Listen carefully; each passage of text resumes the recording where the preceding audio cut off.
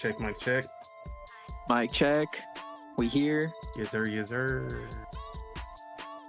Can I be heard? Can I be listened to? I believe so.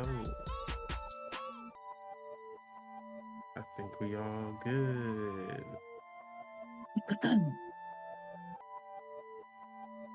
What it do, what it don't, what it is, and what it ain't. It's your boy, Don Otaku, aka Don Solo, aka Solo the Don, aka Solo D Swaggy, aka the owner of the Nintendo Dynasty. And of course I am here, or I should say, of course this is Dual-Wield Gaming Podcast, episode 28, I believe. And I'm here with the one and only Subagels, aka Subeg, aka the Green Thumb, aka the Gaming Gardener, aka what you got for us? Ooh, aka. Let's just go simple. The Berserker, aka the Berserker. The Berserker, okay. And of course, we are both Lognet's very own, but also the hosts of this fine podcast. So, what you been up to, bro? Man, not much. You know, had a long day. Starting a little later than usual, but yeah, just gaming.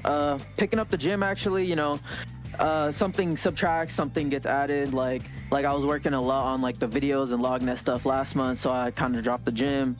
I'm not working as much on it right now, so I'm picking up the gym. So it's like something gets subtracted, something gets added as life goes. But I'm good though. I'm good. Just been very busy, honestly.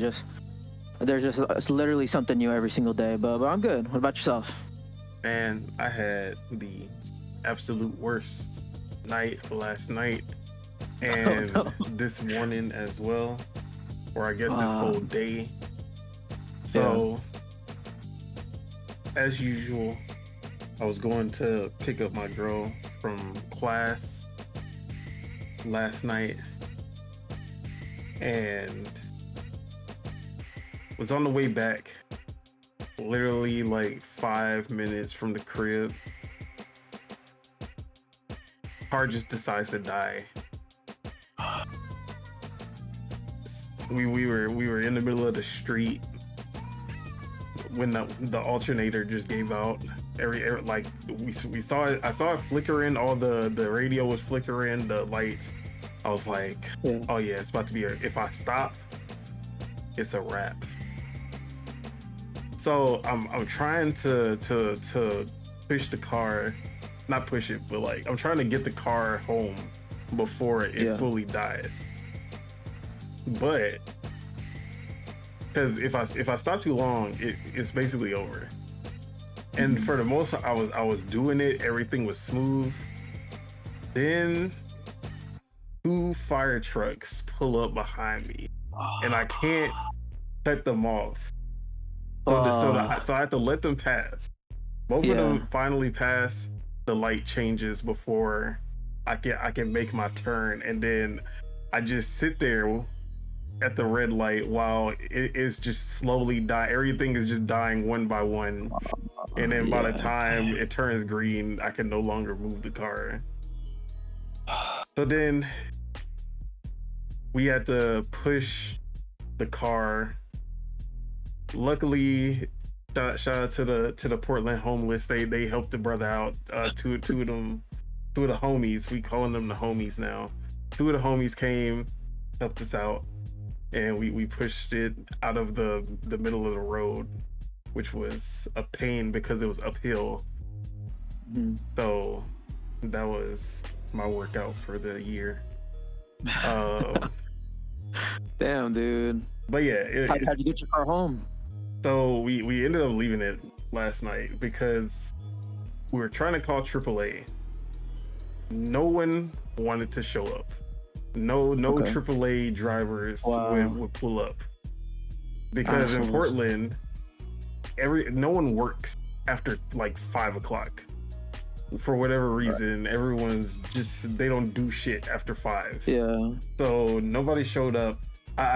It took me, okay, look, we got one answer finally, right?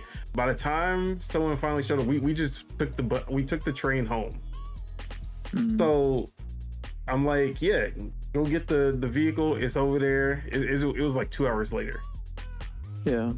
He's like, so he gets there. He's like, oh, you gotta be here for me to pick up the vehicle. Bruh.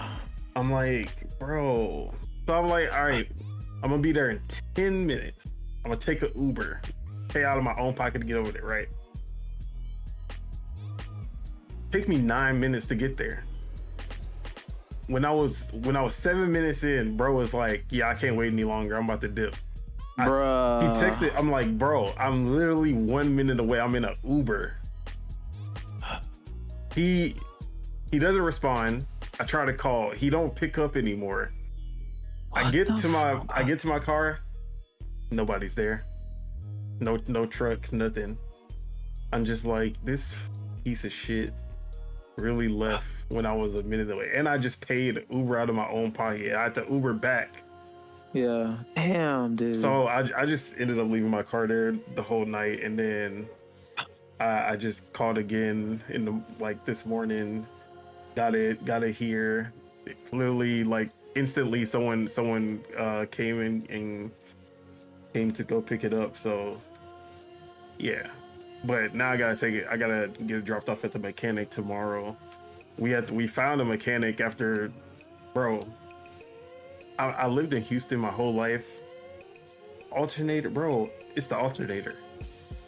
That shit's usually like 300 max. 400, bro. These dudes talking about 800, 900, 1,000. I'm like, bro, what's going on in Portland? Y'all don't want to work, and y'all charging these exorbitant. Y'all want to work past like 5 o'clock, and y'all charging these exuberant prices for some bullshit. You said your alternator went out? Yeah. What kind of car do you have? It's a 2012 Kia Sorento, but that shit, I know that the alternator is in a like very bad spot. Like, you gotta work to get to it. So I understand there being some uptick on the labor costs, but bro, man. Nah, that's ridiculous. I'm looking at the part right now. The most I'm seeing it for is 134. Yeah, but that's a Kia Forte. Yeah. Never mind, it's not the same car, but same shit though. But yeah, either way, it was a fucking hassle. But that sucks, dude. I'm just happy to be here to talk about games. Absolutely. So I can get this shit off my mind. But speaking of games, what have you been playing? Actually, I'm gonna start because go for it. Oh wait, why am I showing my windows and shit? Because I haven't been playing much. Fortnite, still been on that as usual. That's Sabrina Carpenter.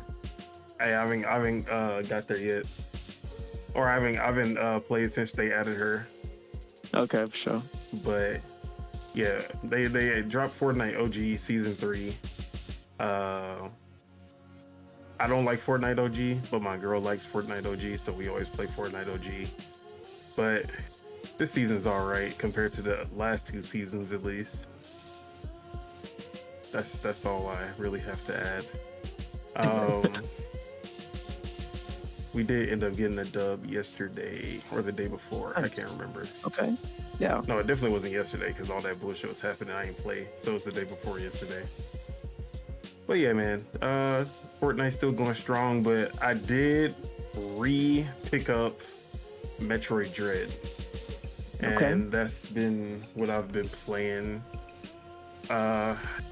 Literally, this is basically been it, because I don't know why. I just don't, nothing's hitting me anymore when I'm playing on my PC. It's like, bro, I have Assassin's Creed, I have Inzoi, I have Schedule 1, all these games, but for whatever reason, I just have not been in the mood to play on my PC.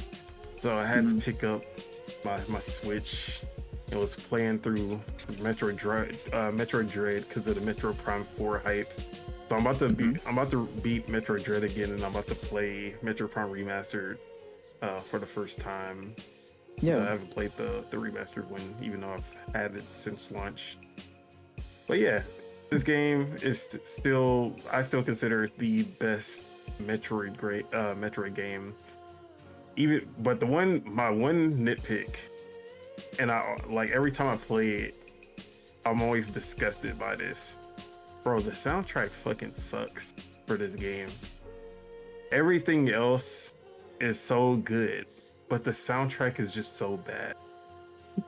But yeah, this game is fun as hell. The Emmy chases are amazing. Intense, yeah, bro. And just the movement of Samus in this game just feels so good. The game, like my capture card, for whatever reason, it will not let me capture in 60 frames per second on OBS, but it does not actually run this bad. Like it's just very smooth 60 FPS. Mm-hmm. So yeah, it's a really fun game. I've been putting most of my time into that. But yeah, that's all I've been playing. Nice. I was gonna say the Metroid Dread, even like those stealth sections where you're trying to like hide from the enemies are like super intense too. Yeah, bro. There's those moments where you try to cloak and you're just sitting there in the corner, and then you see the enemy pull up, and you're just like, no, and then he looks at you and then turns around, like, oh my god, it has that Alien Isolation vibe. When you're hiding in the locker and you see the alien pass by. Mm-hmm. Yeah. It's pretty. Yeah. It's a horror game for sure.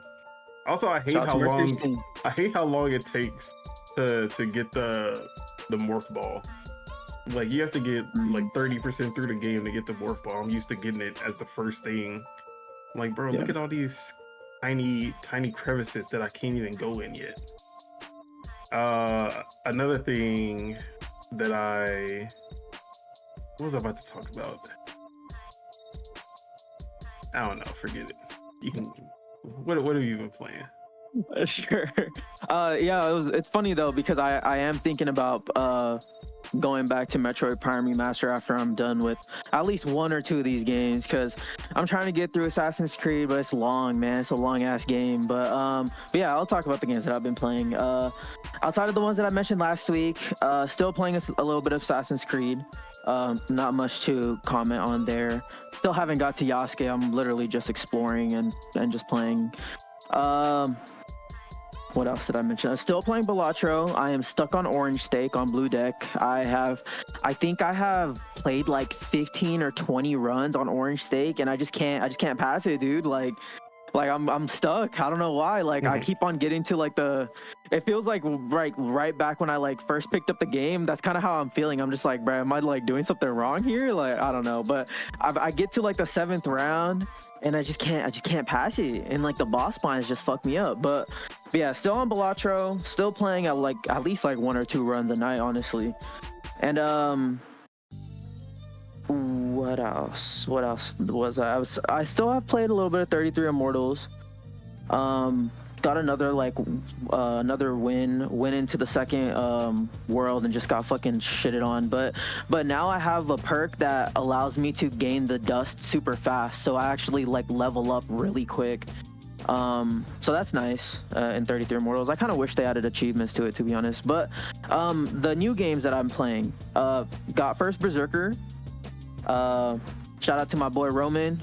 He invited me to his Steam family, so I didn't even know that like I knew it was like a feature, but like I never thought that someone would just be like, oh, join my Steam family. I'm like, fuck it, sure, why not? We went halves on the game, so that's like a nice thing now. It's like me and him could like figure out if we want to get a game, we can go halves on it and stuff. But yeah, first Berserker, honestly, surprisingly fun. I thought it was gonna be a little jank, to be honest, but when I played it, I was like, this is very reminiscent of like Wo Long, Neo-ish.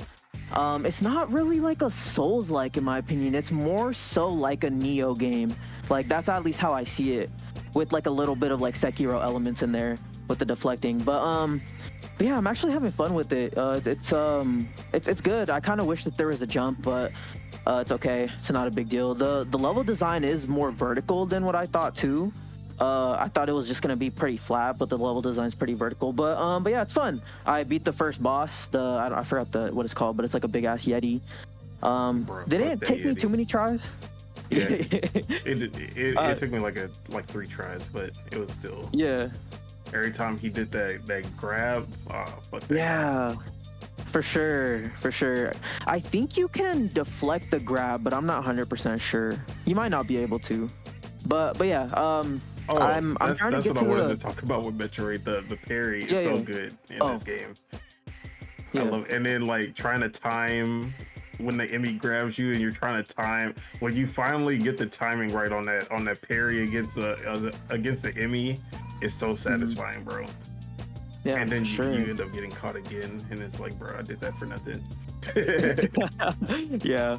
I like parry mechanics, man. I love parry mechanics. Same. They just add so much to the game. I hate when they don't, like in South of Midnight. There's like a perfect dodge, but there's not a parry per se. But yeah, that could I'll just jump into the second game I'm playing.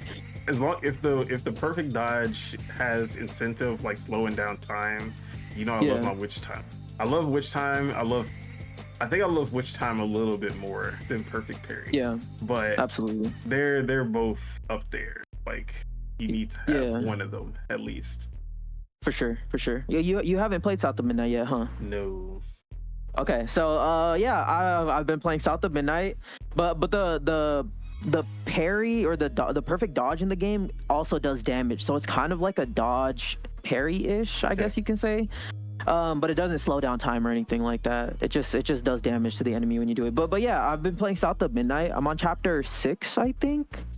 I've been not trying to rush through the game. I know I could probably beat it if I sat down and played it, but I also don't have like hella time. But I've been playing it a lot on stream. I think I've beat like 3 or 4 chapters on stream now, so that's pretty cool.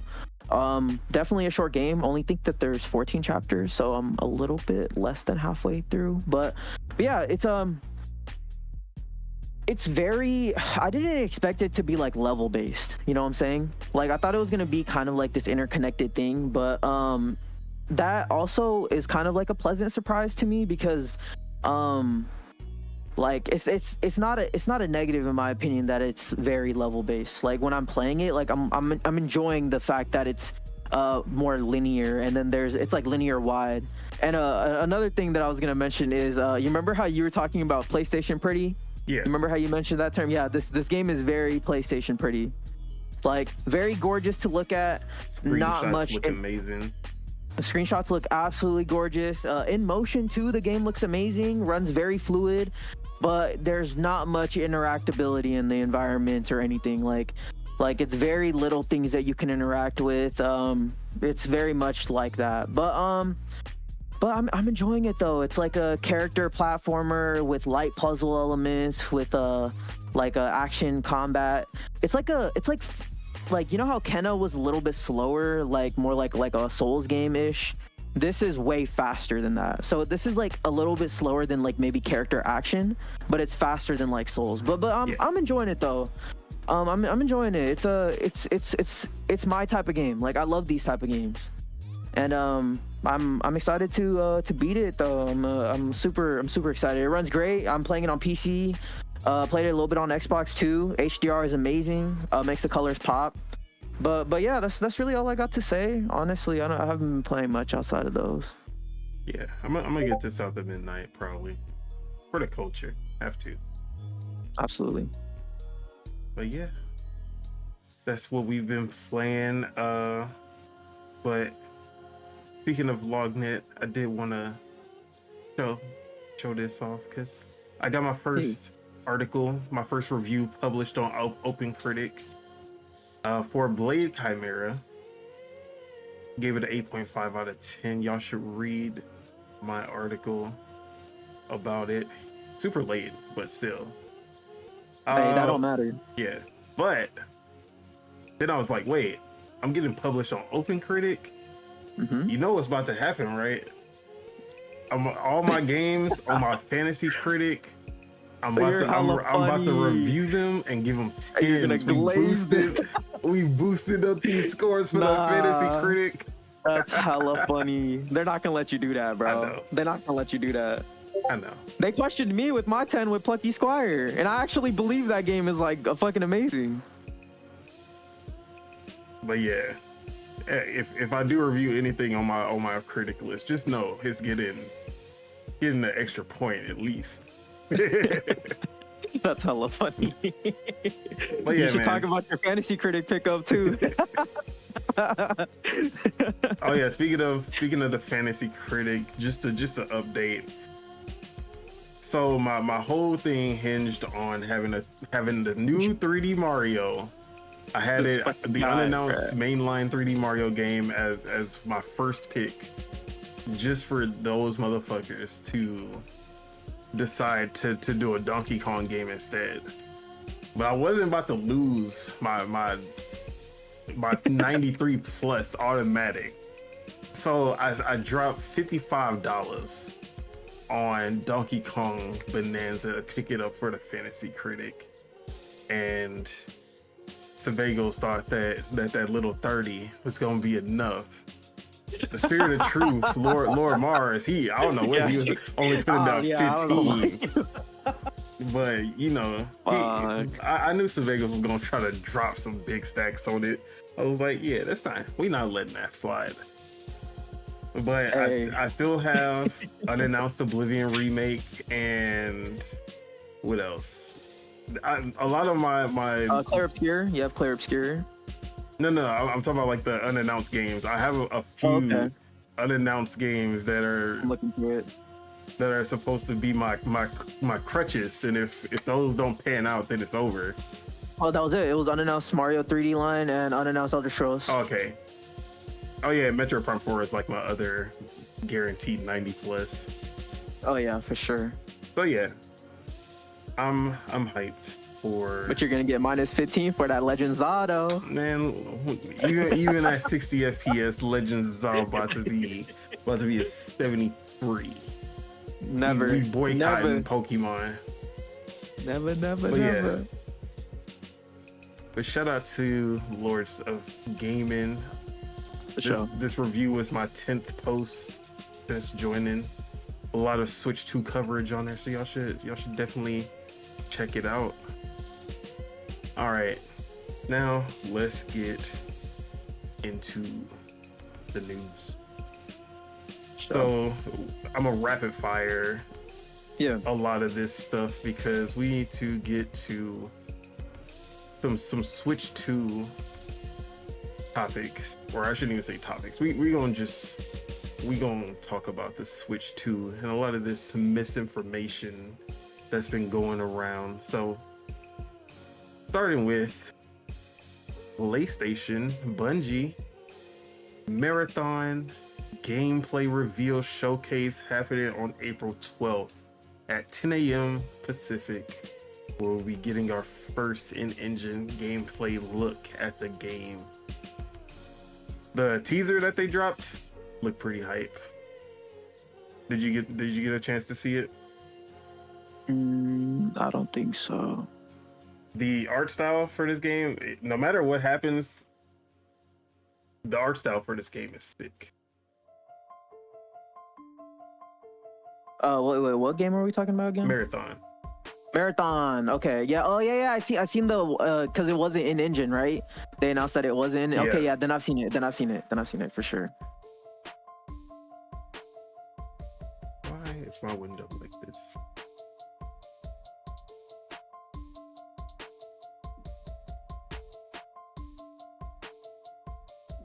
So yeah, I thought the teaser was pretty cool. I love the art style and the character designs.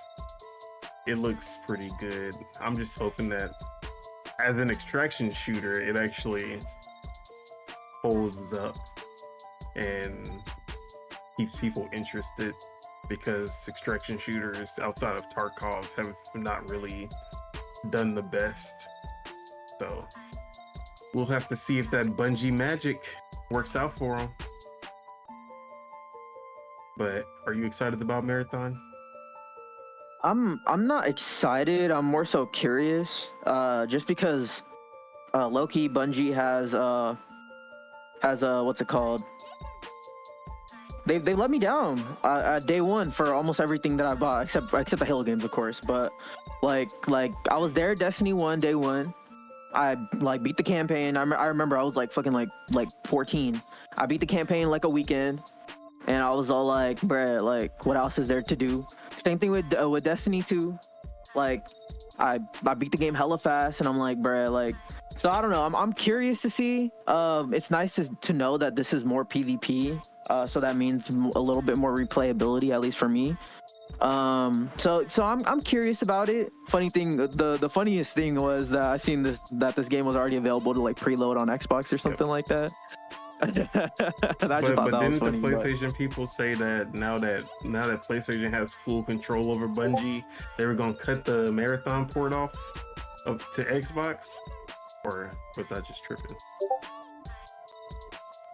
PlayStation people be talking, bruh. They don't even know what they say half the time. I'm being cordial by not calling them by their real name, but absolutely, PlayStation people. But yeah, shout out to Bungie. Hopefully this is a hit, because they definitely need it. Mm-hmm. Both Bungie and PlayStation. Wait, before we move on, what you thinking? Free to play or paid? No. It's not free to play. I think they're gonna do the $40 price point that they did with Concord and Helldivers. I think PlayStation is scared to do I'm out. free to play. I'm out if it's not free to play. Why is my cat scratching at the door? But yeah, I don't think it's free to play. I think, especially with it being Bungie, it might even be $60, $70, honestly. Which I think that's gonna shoot them in the foot, but what do I know? But Concord might have changed their tune though, honestly. They might see that dropping a $40 game, but also Helldivers 2. See, there's that counterbalance that Helldivers 2 was such a success at $40. But it was also a game unlike anything that we had at the moment. Yeah. While Concord was in a very competitive space at an uncompetitive price and a very unappealing game in general. So which one will PlayStation look to guide Marathon? That's the real question. Mm-hmm. All right, let's move on to another company who needs a big W. Ubisoft is developing a turn-based tactics game set in the Rainbow Six universe, an exclusive from Tom Henderson, who I'll actually talk about a little bit later, actually. But yeah, Ubisoft is developing a new turn-based tactics game set in the same universe as Rainbow Six Siege. It was said that the new Rainbow Six Siege game is likely 1 or 2 years out, but is aiming to be released on current generation consoles, Xbox Series X, PlayStation 5, PC, and possibly Nintendo Switch 2. Two sources who have knowledge of the game said the camera is a top-down view, somewhat like XCOM or Diablo 4. And we see the player take control of Rainbow Six Siege operators. One source said, just watch some XCOM gameplay if you want to get an idea. I'd say it's an updated version of that with cinematic cutscenes and so on. So they also say the total time of the game was said to be aiming for approximately 25 to 30 hours, depending on the player's skill. Like a change of gameplay content, cinematics, etc. are cut, it was said. So I'm excited about this because I love tactics games. I love XCOM, but most importantly, I love Mario plus Rabbids. And Ubisoft made Mario plus Rabbids really their first foray into tactics games like that, and they killed it on the first try. But Spark of Hope was 10 times better. They mastered that tactics gameplay with the sequel to Mario plus Rabbids. And if they're just using that as a base, that gameplay as a base, and then adding the Rainbow, like putting that onto the Rainbow Six universe, this game is going to be sick. I can't wait. Like, this is probably one of my most anticipated Ubisoft games now. But how you feeling about the turn-based tactics Rainbow Six? So I'm excited. I'm like literally with you. The second I seen that news, I was like, yeah, this is probably that Mario Rabbids team. I think it's Ubisoft Milan, if I'm correct. Yeah. So yes, so exciting, absolutely. Hopefully it's a multiplayer. That'd be sick. Another thing, this tells me that there is a Rayman game that's not a Rabbids game being in the works. You know what I'm trying to say? Like it's gonna be something. It's gonna be something Rayman, like maybe a platformer, maybe Rayman 3D platform. In big 2025. Well, no. So I'll say this. I won't say how I know this, but big 2020s. So I know for a fact that there is a Rayman game being made. Oh, we got. I just don't know. A little bit. Oh, okay. I don't know what the game is. I don't know if it's a platformer or whatever. But since this news is coming out of them making a tactics or like a XCOM style Rainbow Six game, this tells me that whatever that Rayman game is not gonna be like a Rabbids type of game, like that Mario Rabbids type game. But that's just me. All right, you got me excited for Rayman. I got 2 Ubisoft games to look forward to now. Potentially. Right. Man, y'all heard it here first. Insider, man, fuck Thomas Henderson. Fuck Insider Game. We the real Insider Game around here. Y'all better not sleep on Subagels. And then we go right back to using Insider Gaming as a source for our next topic. For sure. Because they reported that TitanFall 3 is almost complete, says Leak, and has campaign, multiplayer, and Apex Legends content. So let's dig a little deeper. This is coming from Andrew Heighton. A Titanfall 3 sequel is one of the most requested and wanted follow-ups on the planet. A recent leak suggests that the once-thought canceled project is back on track, but now a fresh report indicates Titanfall 3 actually nearly complete. It hurts getting your hopes up just to be let down, so take the latest development with all the salt a single pinch can hold. We've all been here before with Titanfall 3, yes, and it was widely reported by an ex-developer that Titanfall 3 was in development for 10 months before being canceled. So this is coming from ex-leaker Osvalda Torre, or Osvalda Torre. I don't know how to say his name. He claimed it was almost complete, described many features to expect from the new shooter. The source is considered a reliable Apex Legends leaker, making ties and connections to the Titanfall franchise logical and promising.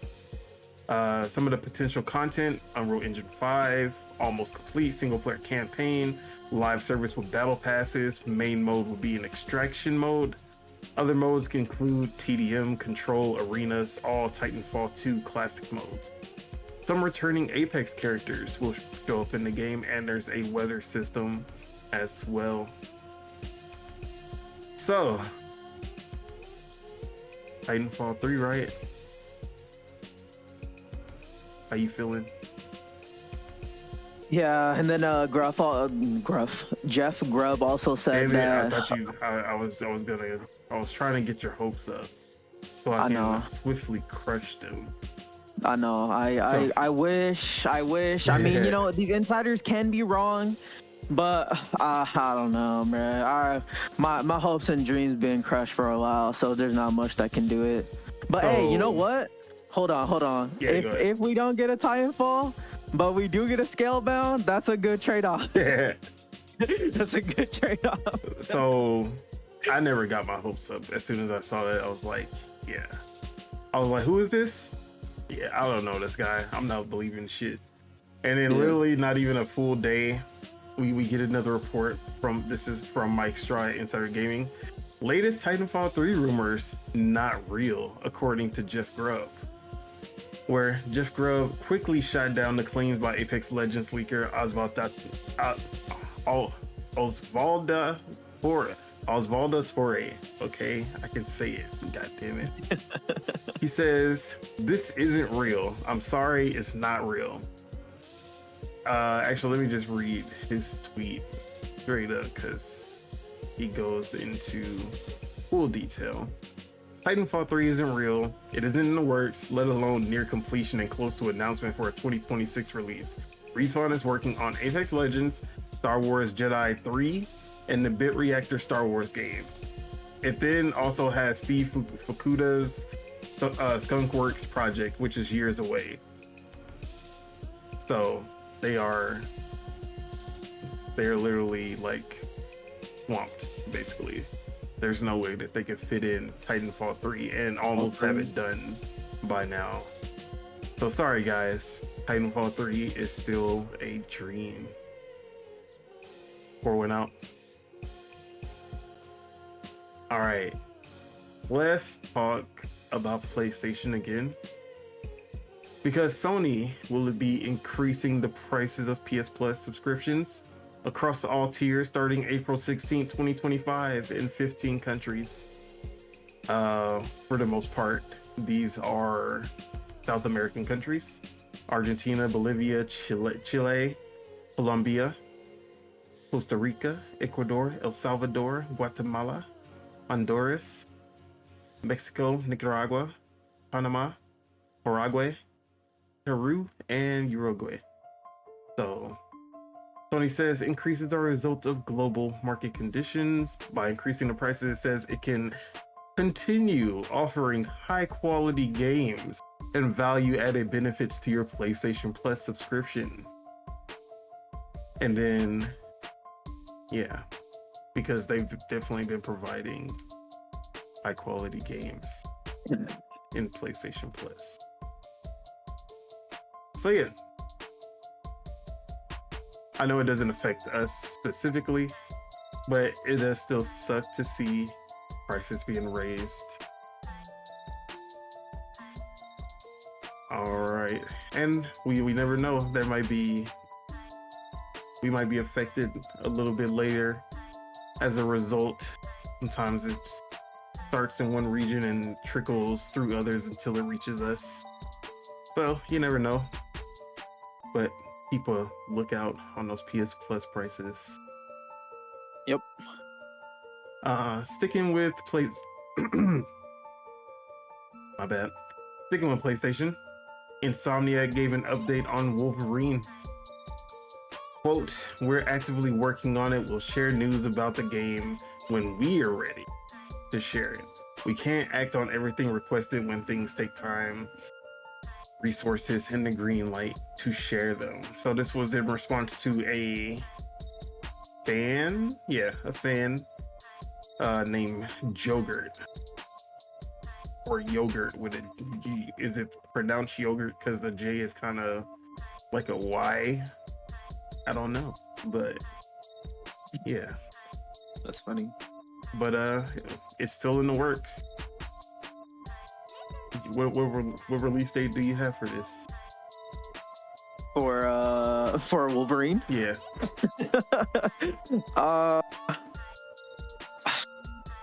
You know, low-key, I think this game is kind of cooked. But I also think since the leaks happened, they have probably changed a lot of the game. And so they've probably reworked a lot of the game, so that's probably why it's taken even longer.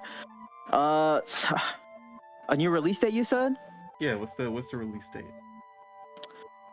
Fall of 2026. I was gonna go early 2027. Okay. All right, let's move over to Xbox because they had, I mean, I guess it depends on how you look at it. If this was an L or a W, but Microsoft created an AI-generated replica of Quake 2 that you can play in browser. Every frame is created on the fly by an AI world model. I'm gonna put the footage up on the screen so you can see this bad boy in action. So here it is, the Quake 2 remake. Or AI remake. Have you seen this footage? Yeah. So obviously, as you can see on screen, it looks like shit. Yeah. But at the same time, like for me, even though it looks like shit, for this to be an early look at like what AI can do just on the fly, it's still pretty impressive in its own right. And I know like a lot of people have been lambasting this game, even though it's more of a proof of concept than it actually trying to be. Like, if they were selling this, I could understand people being pissed about it, but it's literally just like a proof of concept, like, hey, look how far AI has come, that it can just replicate the entirety of Quake 2 in your browser in like 10 minutes. It just processes it just like that. But I understand people just do not like the idea of AI, and this also has to do with we know Microsoft's plans for being able to do backwards compatibility by basically replicating games that aren't backwards compatible yet. So this is kind of like a little early test of that. So how are you feeling about it? Yeah, when I seen it, I didn't think like oh, this is the worst thing ever made, like, cause I just seen it as like something that you go on like a browser and just like fuck around with a little bit, you know? Yeah. Like that's kind of how I just seen it. And yeah, cause I think I remember seeing like a video like a few months ago about like another like fully AI game, and like that one was like, it was like literally like morphing into like other different type of games, whereas this one, it's actually like somewhat cohesive, you know? So it's already came a long way from that first one that I've seen, which is crazy. But yeah, I mean, AI is here to stay. AI is here to stay. It's only gonna get better. Yeah, I better recognize, because it's gonna creep up on you. It's gonna creep up on you.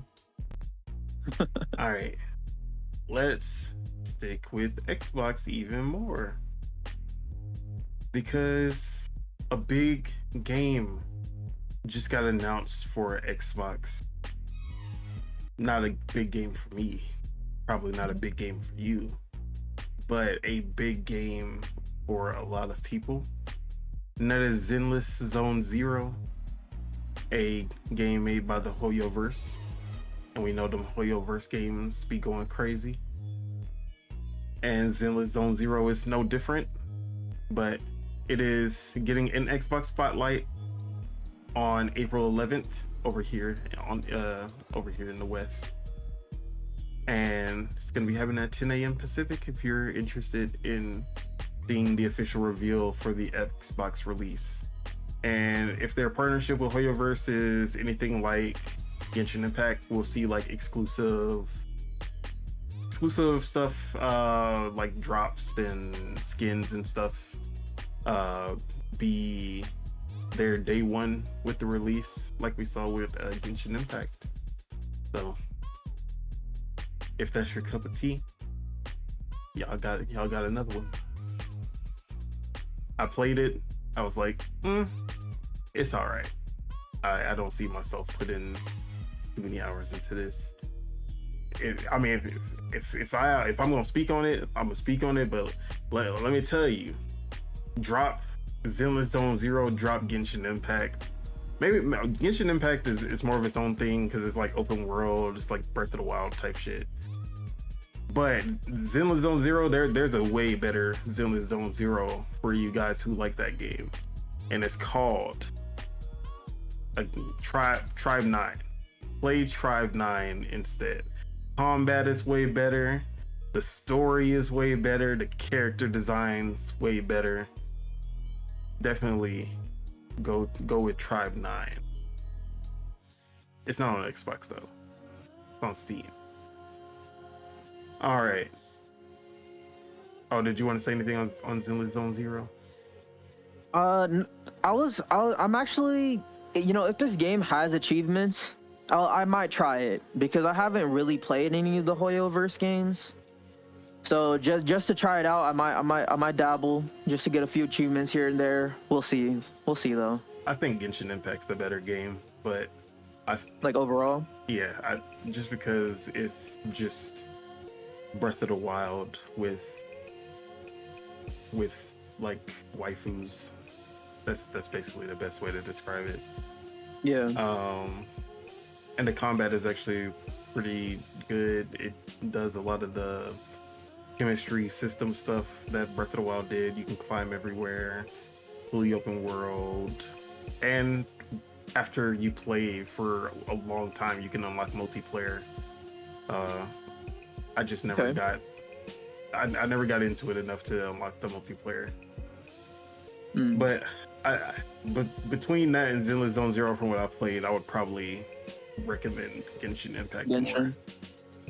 But isn't Zenless Zone Zero like a character action game? Yeah, I just didn't find the combat that good compared to other character action games. I see, gotcha. I'll probably feel the same way then. Yeah, I think Tribe 9 was a way better character action game. Okay, you know what? Because it's out on Steam, right? Yeah. I'll just add it to my library. All right, let's move to another Xbox topic. I guess it's gonna be all Xbox topics from. We have two more. Oblivion Game of the Year Edition on Steam was updated. The trailers were removed, and a lot of back-end stuff was happening. And this usually happens right before a remake/remaster gets released. Announcement could be very soon. And we did get confirmation, but we got some more rumors saying that it's gonna shadow drop this month after an upcoming event that we have no announcement or know what the event is. So what is this event that's supposed to be happening in April? Do you know? So the only event that I've been hearing is that we know about, at least in April, is the Elder Scrolls. There's an Elder Scrolls event. Oops, not people. Let me see. 10th anniversary? No, that's Elder Scrolls Online. Yeah, it's supposed to be for Elder Scrolls Online. Let me see if I can find where I saw that. Yeah, so they were saying the current rumors after the Elder Scrolls Online event, which is happening. If I can actually find it. 2020, no, that's 2024. April 10th. Okay, there's a 2025 Direct on April 10th. That's tomorrow. Tomorrow. At 12 p.m. Pacific. So maybe they just say, hey, speaking of Elder Scrolls, here's Elder Scrolls Oblivion remade with Unreal Engine 5. Have they added Oblivion to ESO yet? Let's see. ESO Oblivion. I'm gonna look it up right now. There's probably like a world in there for sure. like a little area. Can you go to Oblivion and Elder Scrolls Online? Oblivion is a realm of the Orbis in the Elder Scrolls Online that encompasses various planes, some belonging to the Daedric Princess. Okay, so I guess it does exist. What is the city in Oblivion? Like, what is the main, or the, not the city, but the main? Because, like, obviously Morrowind and obviously Skyrim, but Oblivion isn't actually the. Oblivion is where you go once you enter the portal. Was it the Imperial City? Is it the Imperial City? All right, let me look it up. You said, okay, cities in Oblivion, main cities. Okay, shout out to. What's the I'm not gonna shout out country? Okay. Are they countries or continent? I have no idea. I just see a bunch of cities. I see Anvil, Braveville, Bruma, Coral, Imperial City, Kavach, Leowin. The Oblivion takes place in the province of Cyrodiil. Okay, I've heard of that one actually. Cyrodiil. Okay. So let's see. Is Cyrodiil in ESO? Okay, it is a zone in the Elder Scrolls Online, so it already exists within Elder Scrolls Online. So I don't know. You think it's gonna get shadow dropped tomorrow? That'd be crazy if they did that. Because why April? I don't understand why April. April is already looking stacked for Xbox. Hella stacked, too stacked. But especially if you have Game Pass, because you have Clair Obscur, you have South of Midnight just dropped. Diablo 3 just dropped. And, like, literally 33 Immortals was just right before April started. You have Tony Hawk coming at the later half. Why would you just shadow drop this giant game? Because no matter how old this game is, this is a giant game. Like, this is a huge game to just drop. I don't understand it, but I will be here for it either way. So if it happens, for sure. The people on the Reddit thread are saying keep your hopes high and your expectations low. they're just saying to keep your expectations low. They'll announce that the price of Elder Scroll Online Plus will go up.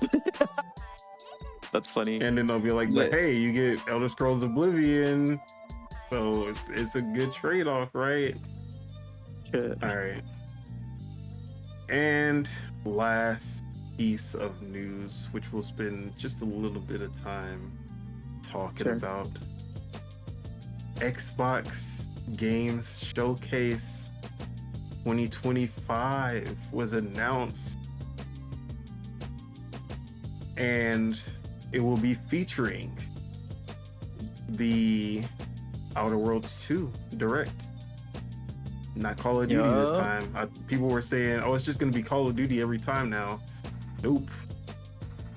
So, this is from Xbox Twitter. We've got another double feature this year. Mark your calendars for Xbox Game Showcase, followed by the Outer Worlds 2 Direct on June 8th.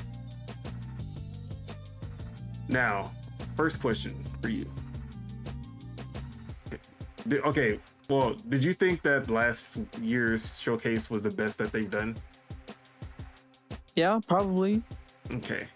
Do you think they can top it this year? Yeah, I think they can. I think they have the games too. You think they can top it, bro? How do you? I think they could top it. They could top it by showing more gameplay. Honestly, like if they show more Fable, if they show like unedited, unskipped, like a little 6-7 minute like, you know, a Fable. Maybe they could do the same for like Perfect Dark and stuff like that. Show the games more like deeply instead of just showing like snippets of them and showing a bunch. Maybe they can do that. I definitely do still think that they'll. I don't know. I'm sorry if this is a question. Sony E3 of Dream style. Just get that 10 minutes unedited gameplay of each game. Absolutely. That's why the E3 of Dreams was the E3 of Dreams. Even though Was it all here when I finally realized that the E3 of Dreams was some bullshit? Did that happen on this show? I don't think so, but the E3 of Dreams was some bullshit. It was, because I think Shenmue was a part of it too, right? It wasn't Shenmue a part of it? Yeah, all of those games ended up being some shit that I did not like. I was so hyped for all of them, and every single one of them disappointed me. Shenmue 3 was terrible. Kingdom Hearts 3. Was Kingdom Hearts 3 there? No. It was Final Fantasy 7 Remake, which I half enjoyed, but I just hated the structure of Final Fantasy 7 Remake and some of the story choices. And then I hated the direction that God of War went. I hated Horizon Zero Dawn, boring ass game. I never liked Uncharted in the first place. The only one that lived up, that actually exceeded my expectations actually was The Last of Us Part 2. That's the only thing from that E3 that I was like, yeah, bro, this was actually fire. Was Ghost of Tsushima there? I think you might be mixing up. Oh, Spider-Man was also ass. I think there's two different E3 of Dreams, because I think the one that because there was one where it was like Final Fantasy 7, Last Guardian, and Shenmue 3. And then there was another one with I think they just showed more. Hearts. No, the Kingdom Hearts one, I know that one was earlier. That wasn't the 20. Yeah, that was earlier. That was in 2016. I'm gonna pull it up. Because I have to look now. The E3 of Dreams. E3 of Dreams. So I remember Final Fantasy 7 Remake was first with CyberConnect, and then it was 2015. So the year of Dreams. I want to see what was that list.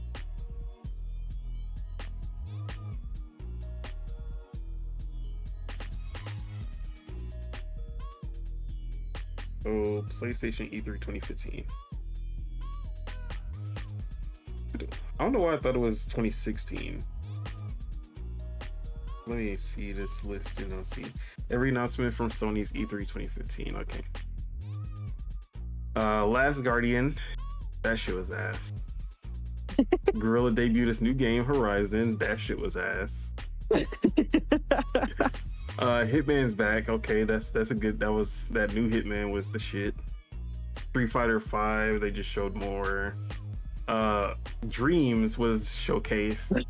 That shit did not live up to its full potential. Not at all. Destiny Taken King, who cares? Firewatch was a great game. Yeah. Final Fantasy 7 Remake was finally announced. Okay, that shit was half good. Final Fantasy World of Final Fantasy. That was a pretty decent game. I liked it. Shenmue 3, that shit was ass. Devolver was there, blah blah blah. PlayStation View, TV. Oh, No Man's Sky. That's who was there. We forgot about you. Yeah, you thought we forgot. That came out ass. Sony reveals competitive Morpheus game. What does that even mean? Great moments, but low-key kind of shit games. Like, all of these announcements was crazy. First look at Star Wars Battlefront co-op. Like, bro, Battlefront was all, like, it didn't live up to the expectations. The Uncharted 4. Bro, you know I don't like Uncharted. Like, y'all can be Uncharted fans. That shit ass. I don't care what y'all say.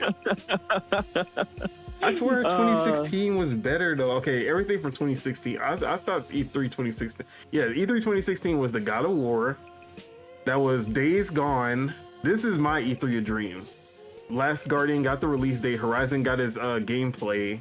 Detroit Become Human. Okay, Detroit Become Human was fucking cold. I ain't gonna disrespect Detroit Become Human. That shit was fire.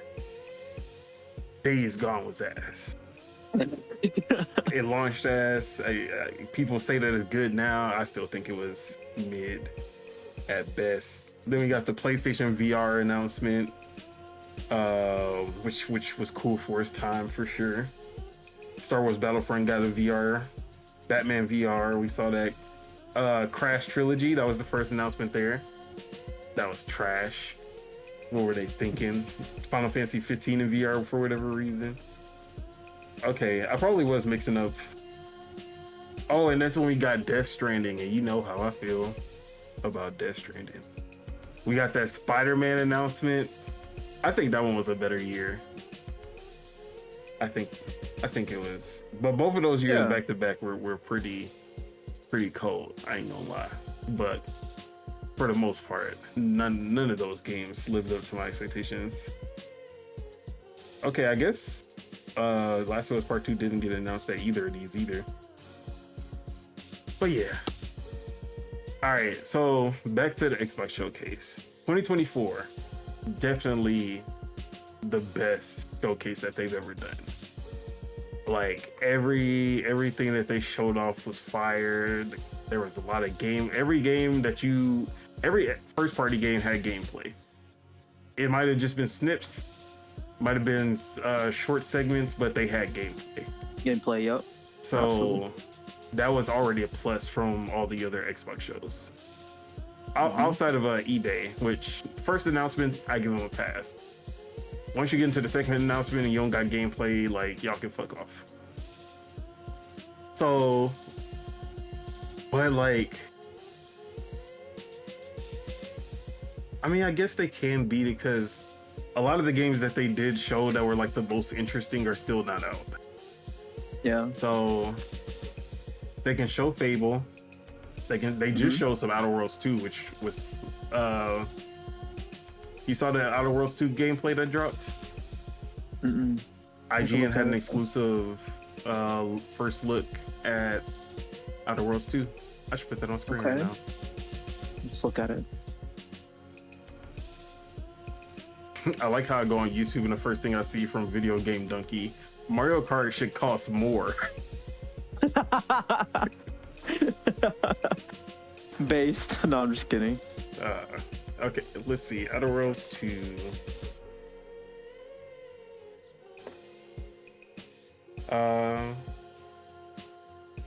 But yeah, IGN had 11 minutes of Outer Worlds 2. Looking at it right now. But yeah, it looks pretty good. It definitely looks like a huge improvement over Outer Worlds 1. Though those the weapon animations are really sick. I ain't gonna lie. He was just switching through the weapons and all of them look pretty cool. I'm already getting the feeling that they put more budget into this than Avowed. Like just seeing this 11 minutes of gameplay, I just get this feeling like, yeah, more budget went into this than Avowed. Which makes sense because Outer Worlds was already a success. And a sequel is more of a known quantity. But yeah, the Xbox Showcase. So this is because it's like we had all of these rumors of Xbox games back from the early Series X days. Like we had like 30, 40 projects that we knew about that weren't even announced yet from Xbox. But now it seems they've all been announced or canceled or other things that happen. But besides like Wu-Tang Clan, I'm trying to think any other projects that we really have not already had announced by now that were like, because it used to be like, oh, it was I forgot what it was called before we got the announcement of Contraband, and then the Playground Games RPG that ended up being Fable. We had the Project Belfry, which ended up being Towerborn. So like all of those project names are they've already been announced, and most of them are now out. We were like Compulsion Games. What's the next Compulsion game? It's here. What is Ninja Theory? It's Hellblade 2. Like Hellblade 2 is actually out now. We were waiting on that since the beginning of the generation. Mm-hmm. So it's like, what are they now? Everything besides Fable, Perfect Dark, here's E-Day. It just seems like we're getting surprises because we don't know anything from Xbox at this point. Yeah, absolutely. I think that's actually going to make this pretty exciting because it felt like when I went into the 2024 showcase, I knew exactly what I wanted to see and what I was going to see. And literally most of that came true. Now there's still like Contraband and stuff. We still need like Everwild. Those things still need to be shown. But that's 5-6 games out of all of these unknown quantities now. Yeah. So yeah, I'm actually pretty excited for the 2025, and I think the surprises will be what push this conference over last year's. Yeah. But yeah, man. Anything you wanted to say on the showcase? Yes. So those games that you mentioned for sure. Clockwork Revolution. Also. Oh, bro, I almost forgot. I always forget about that game. That's crazy. I think this is gonna be the year we see the Contraband. Maybe we see the Wu-Tang for sure. Everwild, I think we're gonna see it this year. Everwild, and then State of Decay 3, bro. State of Decay, they'll show off more of that. They still got a shit ton. I forgot. I know they got so much, dude. It's ridiculous, and like they could still, they could still tease some games too, like Double Fine's next game maybe bro, can get a teaser. It's about to be. It's been 4 years. Yeah, it's about to be 4 years, bro. Double Fine. They should be ready to put that shit out. Yeah, Double Fine can go. They can show off Gears gameplay this time. I think that's for sure. Yeah, that's for sure. They're gonna probably announce the Call of Duty here too. So it's like Gears trilogy. They just got so much, dude. They just got so much. They can show off Forza, maybe. Ooh, that'd be sick. Forza Horizon 6. That'd be sick. But yeah, man, I'm excited, man. I'm excited. Yeah, it's gonna be the first post-launch Nintendo Direct and the Xbox showcase. Those are gonna be going toe-to-toe as the best showcases of the year. Both of those are gonna be hype as hell. But yeah, man, excited to see what the future holds for Xbox. All right, but we need to talk about the real future, and that is Nintendo Switch 2. So if you've been on Twitter or just the internet in general, you'll see that Xbox has taken backseat as the gaming industry's punching bag. Yeah, for now. Yeah, for now. Because there's a new hot new toy to pick on, and that is the Nintendo Switch 2. And from journalists to big Twitter accounts, we just see constant fear mongering, constant hate mongering, constant misinformation, constant misquotes. It's bad, bro. And all of it is so intentional, so disingenuous. It's actually wild. And it literally all started with Tom Henderson of Insider Gaming. with his article. $90 games, $90 physical games, which ended up being complete bullshit. Yep.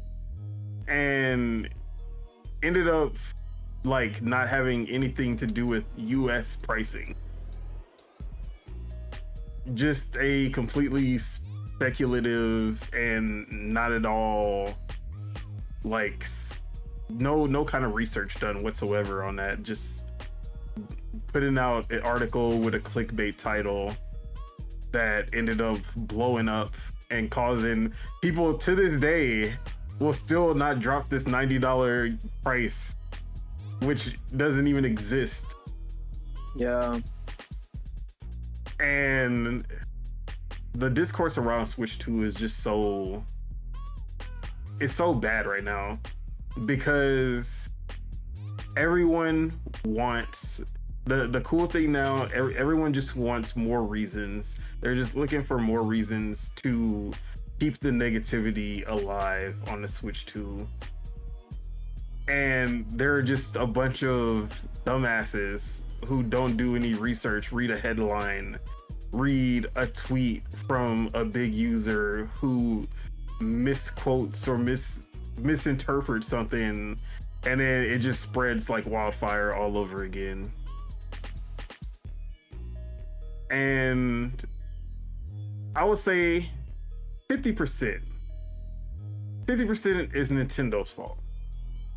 No, I wouldn't even say 50. It's like 40% is Nintendo's fault, because there are instances where the way that they word things, or Doug Bowser's fucking EA like speech, like the way that he doesn't know how to, the way he don't know how to fucking not say dumb things. Reggie would never, by the way. Bruh, he's literally Bowser, bruh. Hey man, I got my thoughts about. I've always had my thoughts about Doug Bowser. He inside plant. He a op for real. He a op for real. Like, how'd y'all not? Y'all should have turned him away at the door when y'all saw that his last name was Bowser. So, but yeah, it's crazy. That's hella So just to list all of the crazy things that are going around online, they're just not true. So $90 physical games, obviously, doesn't exist. You can go to Best Buy, you can go to Target, you can try to pre-order any of these games. It'll be $80 for Mario Kart, $70 for Donkey Kong Bonanza. There's no separate price for the physical versions. For sure. So that is first and foremost. The sentiment that there is no game data on the discs, also just not true at all. There are cartridges that have data on them all the way up to 64 gigs. And then there are also game key cards, which a lot of third parties are using to basically circumvent the pricey cartridges, but still get their games onto the Switch 2. So that's what you're seeing with Street Fighter 6, Bravely Default, most likely some of the other ones. Outside of Cyberpunk, who we know CDPR, they're just a different breed. They put that entire game on a 64 gigabyte cartridge, and mostly ate the cost of it because they did put the price of it up $10 compared to what it is on other platforms. But still, only putting up $10 for a 64 gigabyte cartridge. And they even admitted that they lost a lot of, or they didn't lose money, but they did not make profit on Witcher 3 on the Switch. Even or something. Yeah, because of they basically ate the cost of the 32 gigabyte cartridge, and they're basically doing the same thing. You think we'll get striked if I play Donkey Kong Bonanza gameplay from the treehouse? I don't think you if you do, you should definitely mute it for sure. Oh yeah, it's muted. I don't know, bro. I don't know if I would risk it. Yeah, it's Nintendo, bro. I'm not going. I'd be scared playing Mario Kart. I played the entire Direct last time. I didn't get it. Oh, it was fine? Yeah, but okay. Treehouse, you know, I won't trust it. I won't. I'm trying to see. See, Cyberpunk on PC is only 61 gigs. So, yeah, I could see them getting that with what's it called? Phantom Liberty. Ooh, I don't have it, so I don't have Phantom Liberty, okay. So I don't know. But yeah. So that thing is debunked. Also, that you have to pay for every single, like, the only Switch 2 upgrades for Switch 1 games are the basically the what was I trying to say? The only way to upgrade a Switch 1 game is for the $10 or $20 upgrades, but there are a lot of free. Why? What are you doing? What are you doing? But a lot of games are also getting upgraded for free, including Scarlet and Violet, which obviously needed them the most. Super Mario Odyssey, Super Mario 3D World, ARMS, not the Xenoblade games, but I'm crossing my fucking fingers that those games, because I want to, like, I'm waiting to finish Xenoblade Chronicles. The first one? Yeah, definitive edition, and then I'm probably just gonna wait for like to play X when I need those games to get that patch. All four, Xenoblade 1 through 3 and X need that ASAP. I'd actually rather have the Nintendo Switch 2 like full edition, like graphical upgrades and everything. That's probably what they're doing. It's probably why we haven't got anything about it, because they're probably actually like putting some work into it. So hopefully that is the case, but yeah, need that. Echoes of Wisdom also needed that. Same with Link's Awakening. Hopefully when you're moving across the screen, you won't get that stutter. So yeah, those are also going to be getting free upgrades. Another one that popped up recently, GameCube controllers can't.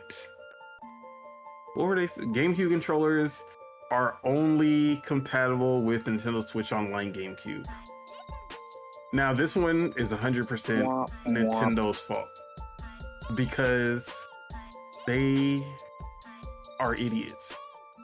Like they worded it in a way that made, like, literally me saying that Nintendo Switch Online GameCube controller is only compatible with GameCube online games, like Nintendo Switch Online GameCube games.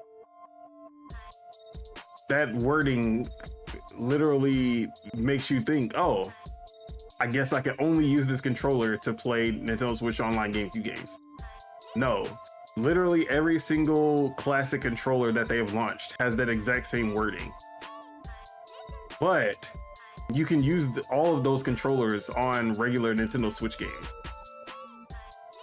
Why they word it that way, who knows? It's Nintendo. But you will be able to use the GameCube controller for other games such as Smash, Mario Kart, almost anything that doesn't need both bumpers, basically, because that's really the only thing that is missing from the modern controller. So yeah, okay, that is also a misunderstanding that has been debunked.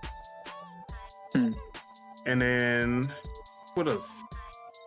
Another thing is the Nintendo Switch 2 editions, as far as the physical versions. Also another mishap on Nintendo's part, because on the boxes it's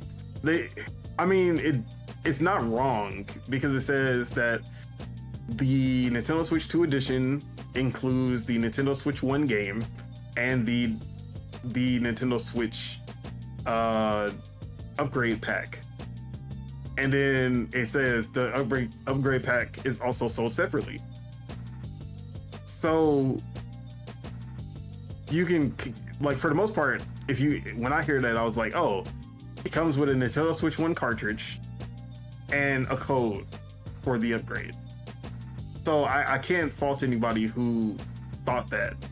But no, people like Nintendo Prime and others reached out to Nintendo, and they actually got a response that the upgrade and the game are on a cartridge. Like, they're all included on the cartridge. I'm guessing it's going to be a Nintendo Switch 2 cartridge, not the Nintendo Switch 1 gray cartridge. But they did say all the data is on a cartridge. So there is that as well. But like, a lot of this is just dumb wording from Nintendo and dumb messaging in general.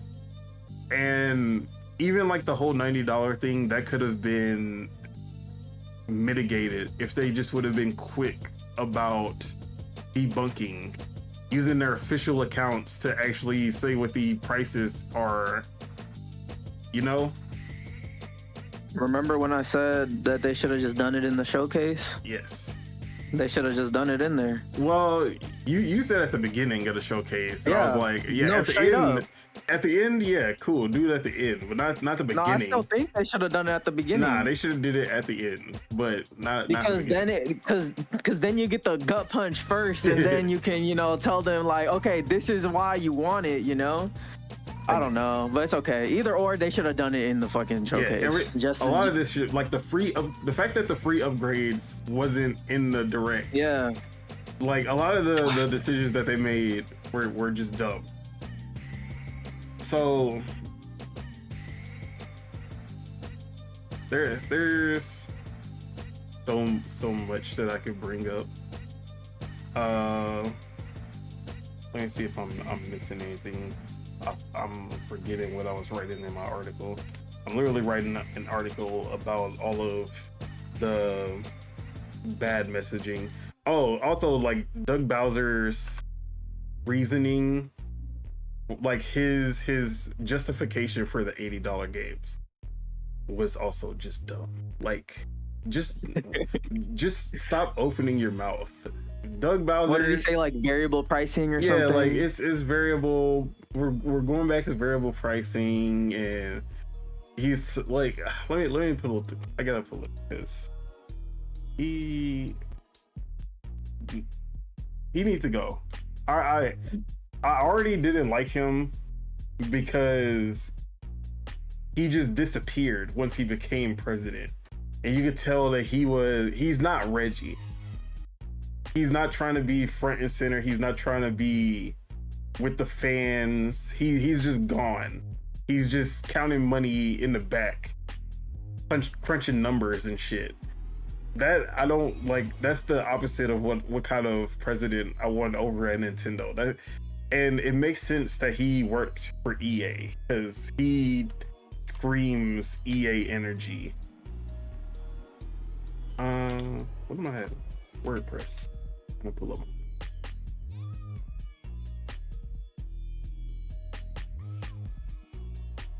Un momento,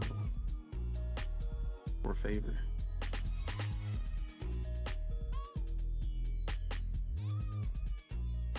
They need to get someone that with a name with Yoshi in their name. You know what I'm trying to say? They need to get like a main character, like someone with Mario in their name or something, bruh. Yeah, cause get this dude Bowser out of there. All right, boot this guy. I don't. So this is the quote. He says, "What you see right there is variable pricing.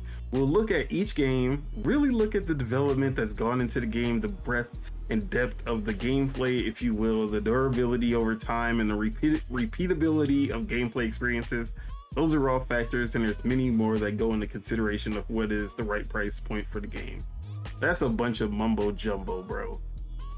That doesn't give any answer. It basically gives you the leeway to make any game, any price, however you want, without actually giving a specific reason that you can kind of like, that people can grasp and just be like, okay, like something that's not up to Nintendo. Like, it just sounds like it's just up to Nintendo's mood that day, versus my theory where I thought, like, I mean, it might. I don't know how much Doug Bowser actually. Cause he's old, bro. He's 60. He's almost 60. He's 59. Yeah, old ass bitch. He probably gonna be one of the guest members in Drag X Drive. His handicap. No, Bruh. All right, let me stop. That's fucked up. That's fucked up, bruh. Nah, bro. For real, get him out of there. Get a Yoshinobu in there. Exactly. Yeah. So, yeah, if it was my theory of the cart sizes, because still to like literally since Tears of the Kingdom, the cart sizes have been the one pattern that we've seen with increases in the price. Zelda was the only $70 game, also the only 32 gigabyte cartridge. Between Donkey Kong Bonanza and Mario Kart World, with these new cartridges that are more expensive, Mario Kart World is $80 with a 32 gigabyte cartridge, while Donkey Kong Bonanza is $70 with a 16 gigabyte cartridge, which is still crazy that they were able to fit that game on a 16 gigabyte cartridge. Nintendo's optimization skills is crazy. So yeah, but that's also that Odyssey engine, because Super Mario Odyssey was only like 5 gigs. It was like 5.9 gigs. For that to be like one of the biggest open world, hub world based platformers. It's like on the Havoc engine, right, or something? Havoc. I mean, Havoc isn't really an engine. It's an asset. Like, it's the physics engine that you can add to your own game, but it's not like an engine that you build off of. Yeah, what engine is that game on? It's like some like sort of probably in-house shit. It's definitely proprietary.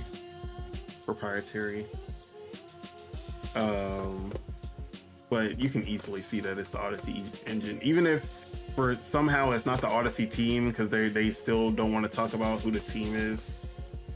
It's definitely using that Odyssey engine. Bruh, Google saying Super Mario Odyssey is on Unreal Engine 4. Yeah, that's definitely wrong. That's cap, right? Yeah, it's super cap. That has to be cap. What the fuck? Google. That's not even AI. That's literally like the first Google search. Let me see. What the heck? What engine? Nintendo always uses this is Reddit. Nintendo always uses their own engines. I think one from Odyssey is very similar to the engine from Breath of the Wild. I don't think so either. I don't think they're sharing the same engine. It uses an engine called Action Library, which is first seen in Super Mario 3D Land, which is heavily based on Super Mario Galaxy's engine, which was first seen in Donkey Kong Jungle Beat, which was heavily inspired by Super Mario Sunshine's engine. Their engines are a lot like Creation Engine, like how it was Gamebryo, but then they turned it to Creation Engine, or like Blam turned into, like for Halo, Blam Engine turned into or what is it called, Slip Space. But it's like they've been using the same engine, they just tweak it and enhance it, and they change the name of it. But we really aren't privy to like the engines that they use or the names and stuff for the most part. Whatever they are, they're hella optimized. Yeah, bro. I wish we could get like inside looks at these, like the actual creation of Nintendo games. I want a full like 8-hour docu-series just going through all of these Nintendo studios and just seeing how they work. The industry needs that. The industry literally needs that, bro. Mm-hmm. I think it's more so on the businesses then, right? Because it's more so on them not giving them like the industry access. Like, I don't know. I don't even know where to start. Like, Miyamoto-san, I want to look through your libraries. Like the crazy thing about Nintendo, all right, like we can literally look at Xbox and we can see every single team. Yeah. Like, we know every team and what they're doing. We know the engines that they work on. We know the ones that are proprietary. We know the ones that are working on Unreal. We know the ones that are working on what is id Tech. We know the ones who are. That's mainly it, really, right? Yeah, that's really it. They don't. Oh, like it's just Unreal. IW engine. Yeah. For Call of Duty. Like, we know all of their engines. We know the teams that are working on the games. we know they all have names. But Nintendo, I guess Capcom is also a lot like this, because for the most part, there are no individual names for the Capcom teams. It's just Capcom. And then, that's the Monster Hunter team. That's the Street Fighter team.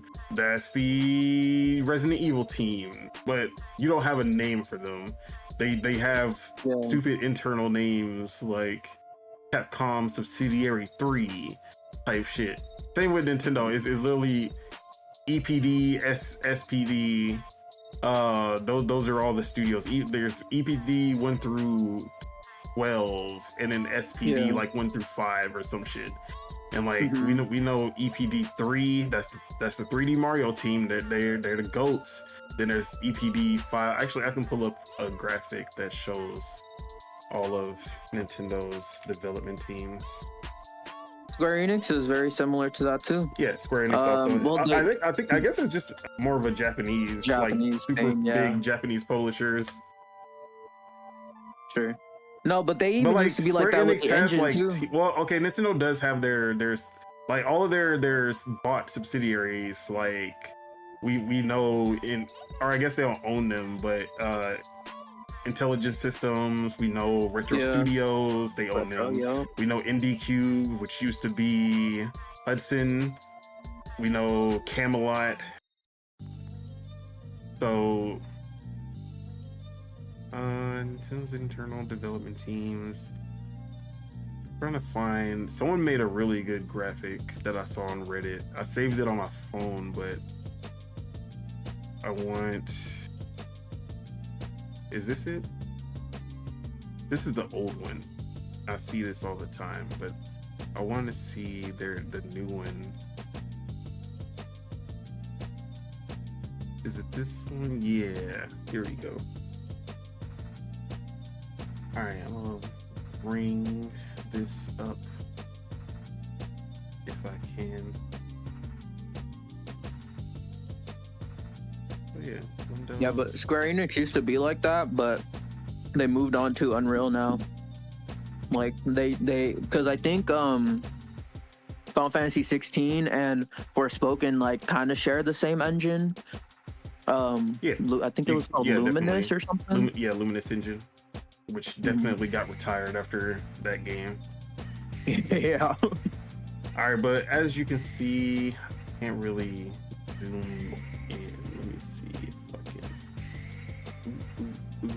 Oh, the fucking picture doesn't zoom in. We're just gonna open imaging tab. Yeah, now I can zoom in. Okay. So as you can see, these are the first party Nintendo owned studios. We have EPD1. They make Advance Wars, Pokemon Mystery Dungeon, Brain Age, Dr. Mario. They usually worked with a bunch of external, I literally said external teams. They work together with other companies. So EPD1 works with Intelligent Systems, Creatures, third parties to make these games, Advance Wars, Pokemon Mystery Dungeon, even though Nintendo owns these IPs. Then we have EPD2. They work with what used to be Alpha Dream with the Mario and Luigi series, but now that is with who was it again? Aspire? What was their name? I think it is Aspire. Yeah, the new one. It might have been was Aspire. that game called Brothership? Yeah, Brothership. I could look it up. They worked with Ubisoft with the Mario and Rabbids. That's why Ubisoft was able to put out a non-janky game. Hey Pikmin also, and more. EPD 6 is also working with external teams with Chibi Robo, which that franchise is dead. Metroid Acquire. It was Acquire. Acquire. I was saying Aspire. Aspire is the remake studio. Acquire is the ones who did Octopath Traveler. So yeah. Yep. Okay. Yeah, so Chibi Robo, Mario vs. Donkey Kong, all of these are terrible. EPD 6, what have you been doing? Count your fucking days. Then you have NST, which is one of the newer, or I shouldn't say newer, but they've been doing the 99 games. They used to do 1080 snowboarding and the original Mario vs. Donkey Kong. Or I guess they help with the remake, I don't know. And then the Smart Device PD, which is Fire Emblem Heroes, Dragalia Lost, Mario Kart Tour, Super Mario Run, all of those. Now you get into the internal teams. Okay, I mixed it up. EPD 3 is the Zelda team. And that's all of the Zeldas. There's no distinction between 2D and 3D. They work on all of them.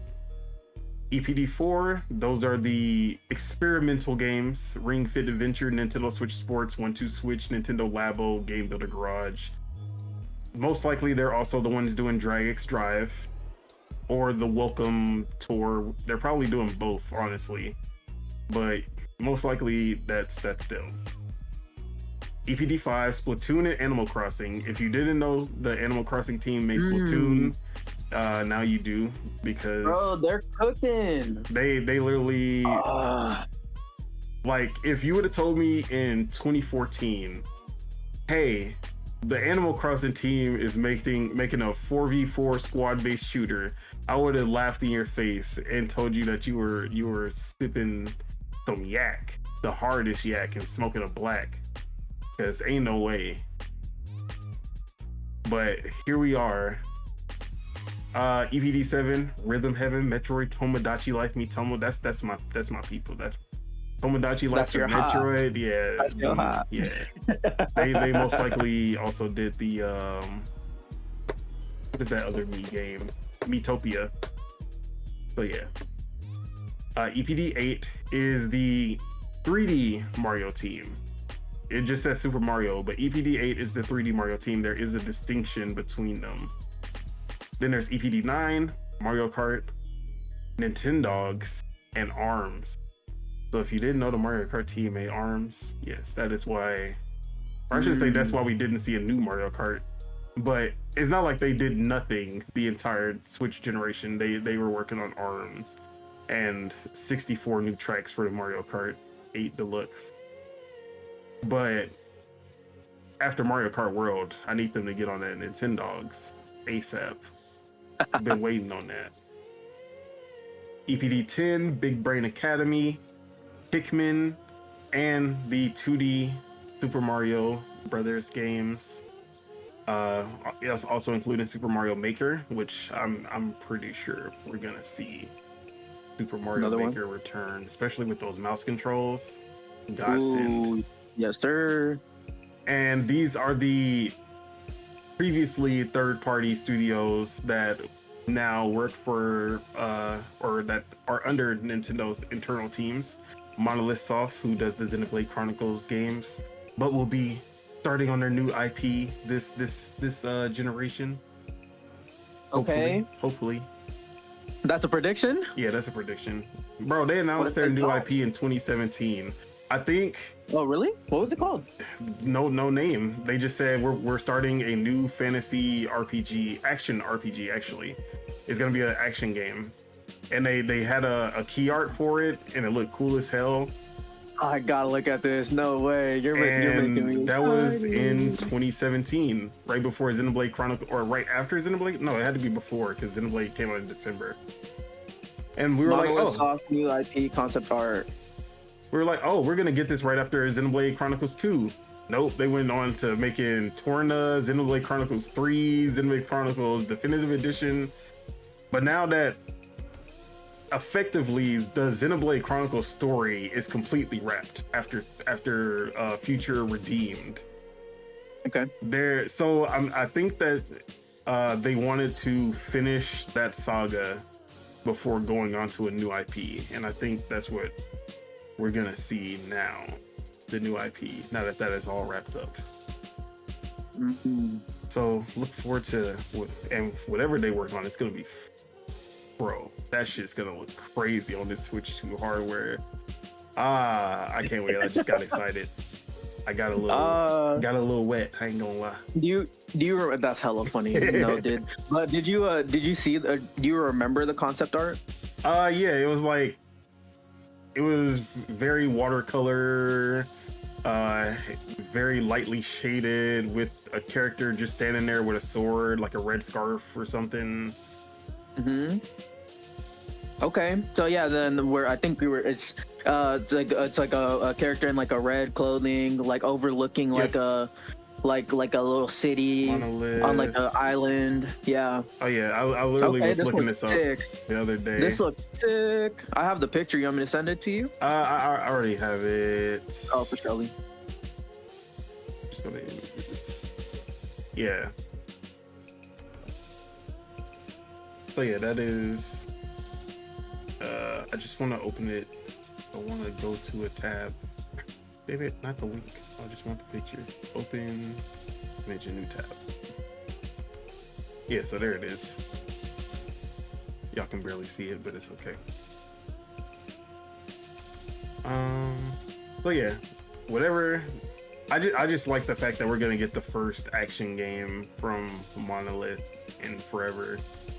Hopefully, we see platinum in the mix. You get platinum on the project. Yeah, it's about to be good. We get a near automata situation going. Don't get me excited, bro. Don't get me started. All right, Retro Studios. We know that makes Donkey Kong Country and Metroid Prime. Next Level Games, Luigi's Mansion, Mario Strikers, and Punch Out, which these motherfuckers need to get back to. I better not see Luigi's Mansion 4 before I see Punch Out. And then Indie Cube, who makes Mario Party and the Clubhouse Games series. Then you have the second party. They aren't owned by Nintendo, but they literally mostly only work with Nintendo. Like, you'll see Game Freak go out and make weird games that go to other platforms. Camelot, I think, did some with other people a couple of times. Intelligent System really doesn't go out of that. So yeah, and then obviously Bandai Namco, they're just third party in general. But HAL Laboratory makes Kirby, Box Boy, and they co-develop Earthbound. RIP that series for never seeing that shit again. Game Freak, Pokemon, fuck those guys. Camelot, Mario Golf, Mario Tennis, and Golden Sun. But I hate all of these guys, bro. They all either slacking or they have an IP that they should be working on that they're not. Creatures, Detective Pikachu, Pokemon Ranger, bro. They announced the Detective Pikachu game sequel in like 2019, maybe 2018, and we have not seen a glimpse of that game since. What is going on with Detective Pikachu 2? I literally forgot about that until now. Intelligent Systems, that's my heart. Paper Mario, Fire Emblem the GOAT. Grezzo, they make the remakes, like Miitopia remake, Zelda Link's Awakening, Luigi's Mansion remake, Zelda Majora's Mask 3D, Triforce Heroes, Ever Oasis. They are, and they also did what's that newest? The Echoes of Wisdom. Yeah, so they're a pretty good team. I think they need to come into the fold for sure. Yeah. And then Bandai Namco, Super Smash Bros, new Pokemon Snap Pokken Tournament, and Kid Icarus Uprising HD remaster. It's happening. Don't tell me it's not happening, because it's happening. And in our third party, the developers who just work with Nintendo often, Platinum Games, Bayonetta, Astral Chain, it says Bayonetta's not a Nintendo IP, but technically they own half of the franchise. So they split the rights with Sega as far as ownership. So they'll still only come to Nintendo. But Sega still has rights to it as well. Kind of like the Sega Mario and Sonic partnership. Either way, Platinum has no rights to Bayonetta. Like, that's the fucked up part. They don't even own Bayonetta. Yeah, they just make games for it.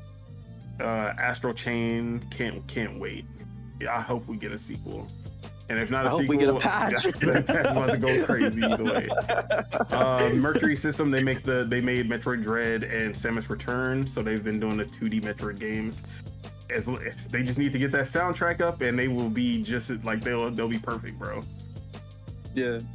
Whoever was the composer of Dread, fire that guy immediately. Boot him out. Or like make him listen to Kanye for a year straight, because he needs some lessons. He needs to relearn everything, bro. That's hella funny. Good Feel, that's Yoshi, Wario Land, which we're never gonna see again. Epic, Kirby's Epic Yarn. I never liked Epic Yarn. People loved Kirby's Epic Yarn, and I love Kirby, one of my favorite franchises. I did not like Epic Yarn. I don't know what it was about that game. I was like, I like a lot of the Kirby spin-offs. Like, I love Rainbow Chorus. I love Mass Attack. I love the golf one, Kirby's Dream Course. But Epic Yarn was just not, it wasn't for me. I don't think I played it, but what I remember was people thought it, or I remember reviews saying it was like really easy, right? It was super easy. That was like, that's like easy, right? That's Kirby games in general. They're supposed to be beginner games, and they've always been designed to be easy, but they're at least super fun while being easy. And then they'll have like the post game for the hardcore players, where they'll have all of the challenges or the arena mode or all of that stuff, where they'll actually start to challenge you. That's usually how the Kirby games go. But like the difficulty wasn't, I guess the fact that it wasn't like super fun while being easy, that did kind of make it worse for me. But yeah, I don't know. All right, Koei Tecmo, Fire Emblem Warriors, Hyrule Warriors, the Warriors games. Obviously the newest one is going to be Koei Tecmo as well. Sega F-Zero, haha, doesn't exist. And Mario Sonic at the Olympic Games also doesn't exist anymore. At least last year's did not happen, so we don't know what's going on with that franchise. And then Ubisoft with Mario and Rabbids, and technically Starlink, but we will have to see if that partnership continues with the Switch too. All right, that was a pretty big sidetrack, but but I love how Nintendo has it like that, you know? Like, all of their teams don't just do like one thing. Like, they all do like different things, and I love that. Well, yeah, the Zelda team, but they do a lot of different versions of Zelda also. Exactly, yeah. They do the 2D games, they do the spin-offs, they do everything. Mm-hmm. Yeah. But I remember Link's crossbow training. That show was interesting, you know? It's like I just love that they have it. I feel like all the big three should all kind of strive to be that way. Well, even you know how I dog these developers who were like, oh, we can only, we're just gonna stick to single player games because this is what we're gonna stick to RPGs because that's the only thing we know, or we're gonna stick to the, like, I hate that. Developers, y'all need to learn to diversify. Like, you see, bro, if the Animal Crossing team, like, that is literally on the furthest plane from 4v4 squad based shooter, if they can do that, And then you talking about Naughty Dog, who already had a gameplay system that's literally made for multiplayer. They can't. Big Naughty Dog, they can't work on an online game. That's too much work. Stick to what you know. Make them single player. I hate that shit, bro. Yeah, bro, that's on both the business and the consumers, because consumers eat that shit up. Exactly. They eat their messaging up. Like, no, think like, bro, if Playground Games can make a Fable game and they could make a driving racing game, then why can't Naughty Dog make a fucking multiplayer game and intergalactic? You know, like, it doesn't. I don't know, bro. And same thing with all these Nintendo studios. Exactly.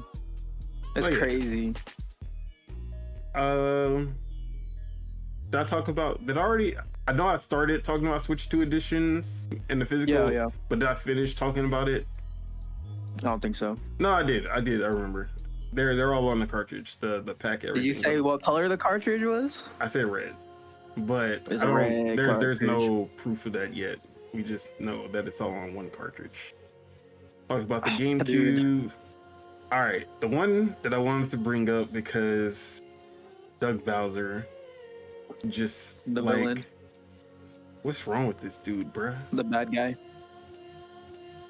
Excuse me. Let me see. No game data. All right. So, Doug Bowser had an interview with CBC, and they're talking about the higher than normal for Nintendo price tag. Okay. Which we both think is a fair price for the hardware that you're getting. Yeah. Well, for now, if they don't raise it. I mean, we just got the 90-day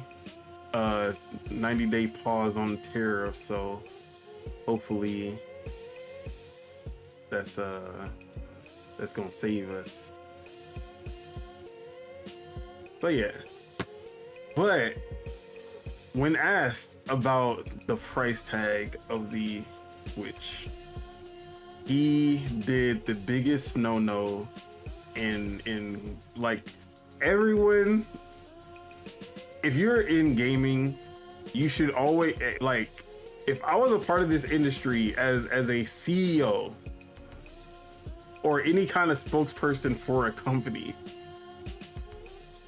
every day, no, I'm not gonna say every day, every month, to start off my month, I would look at the Xbox One launch event, study it, and be like, all right, I vow to never make these mistakes. Yeah. This motherfucker did not do any of his monthly studies on the Xbox One event. Not at all. Now, let me read what this motherfucker said. So, he said, as we look at Nintendo Switch 2 and you think about the feature sets that I talked about, we believe that the pricing is appropriate for the value of the machine and the gameplay experience overall. He should have left it right there. That perfect. That's the perfect answer. If he would have just left it right there, everything would have been good. But he decided to keep going. Where am I? We recognize there are some people that may not be able to afford the Switch 2's price point. That's why we wanted to make the other Switch platforms available, so people still have an opportunity to come into our gaming universe, be a part of these characters in these worlds, and see value, if you will, in whatever rung of the platform they come in. I think that was a typo.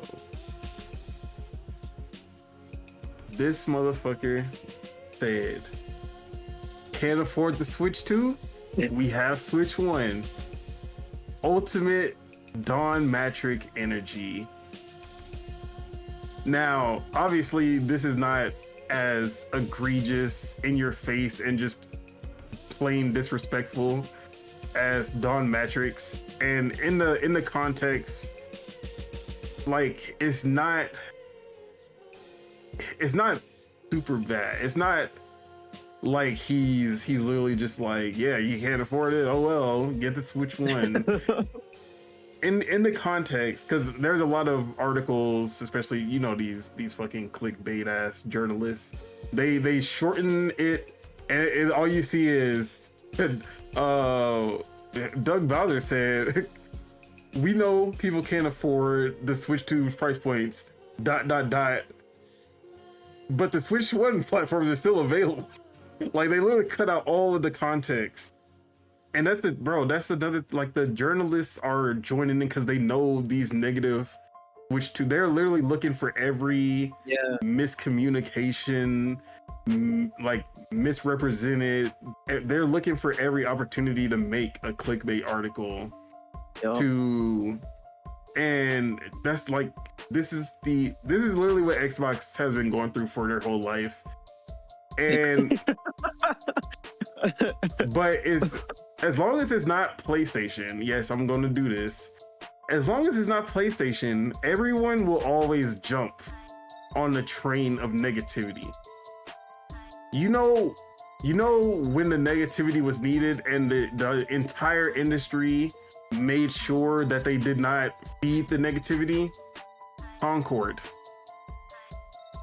Who was out there trying to make a bunch of articles and clickbait about Concord?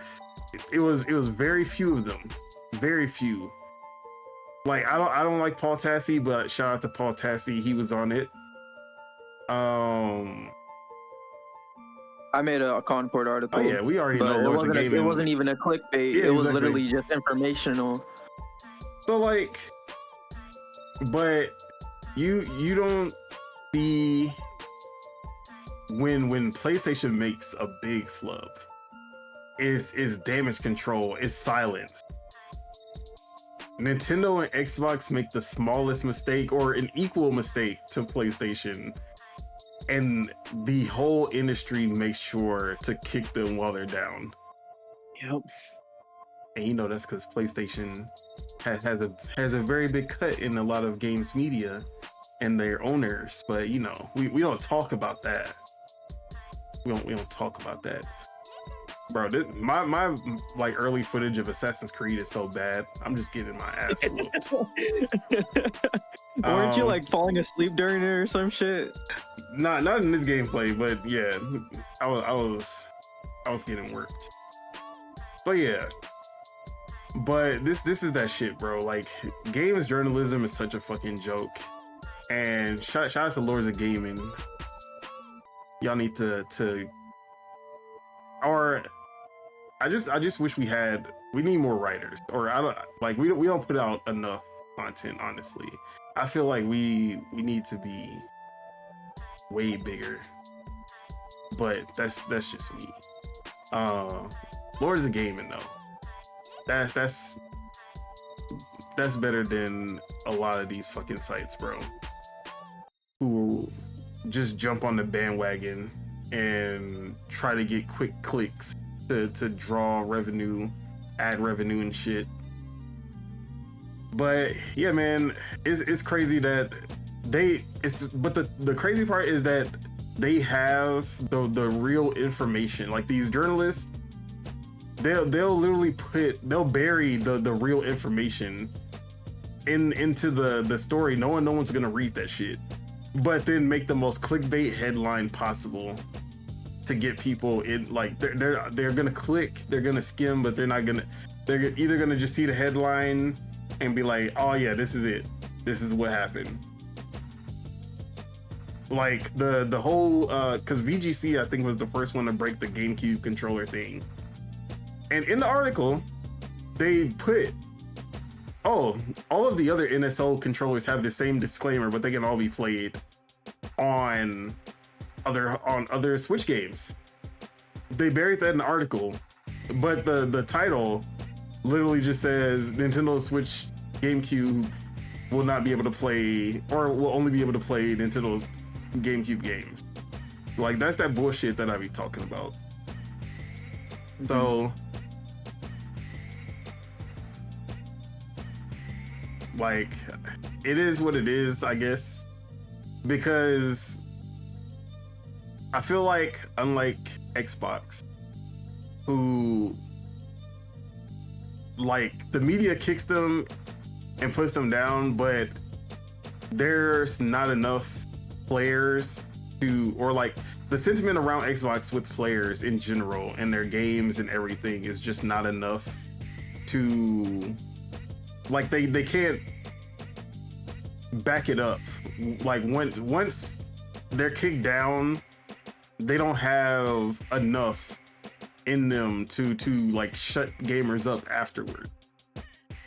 Like, if Starfield was received as what a Skyrim would have been, if it was Skyrim level, then that would have been, but like, they always miss their moment when they have an opportunity. Like, Starfield was supposed to be that game. Hellblade 2 was supposed to be that game. Avowed, as much as I love Avowed, was supposed to be that game. And I talked about this with... You can even put South of Midnight in there too. Yeah, I was just gonna say, I talked about this with Kei Asante and Everborn Saga when I was on their show. Okay. I was like, I just don't... I don't understand how Xbox gave all of these studios more time, more resources to make the dream game, and their dream games are all the exact same. Like, they all have the same problem that they had while they were independent. Compulsion's gameplay is still not... It's better for sure than We Happy Few. Oh, it's an upgrade, yeah, bro. It's an upgrade, but it's still not where I would have thought they would be after having Xbox's resources. Hellblade 2 is not where I thought it would be after all that time and resources that they put in. Like, they elevated the things that they were already good at. The sound design, the graphics, but they didn't, they went linear, parallel with what they did with the original game as far as gameplay. Starfield, I love Starfield. I really like, obviously there was a lot of like the whole planets thing and the exploration. I can understand how people cannot like it, but for me, that's just, I love Starfield as is. It can be better for sure, but I still love what it did. Yeah. But the exploration was not as good as a Skyrim and their previous games, which are all like Elder Scrolls is exploration, Fallout is exploration. The fact that exploration was not for a game where you're supposed to be exploring 1,000 planets, the exploration was kind of bad in comparison. Yeah. So yeah, it just feels like none of their games, besides Indiana Jones, but I think that's because a lot of people didn't really have much expectations for what Indiana Jones would be. Mm-hmm. It just ended up being like a lot better than what people thought it was gonna be. But yeah, Indiana Jones, and then also like a Hi-Fi Rush that was just complete surprise. But I feel like those are the ones that usually do the best on Xbox because there's no like prior comparison to make.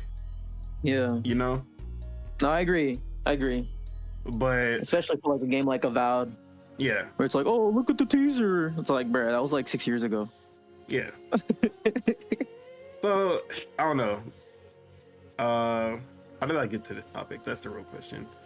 We're just kind of jumping around. It's cool. Yeah, it's just all good. it's free. It's a free conversation. We just kind of going with the flow with this one.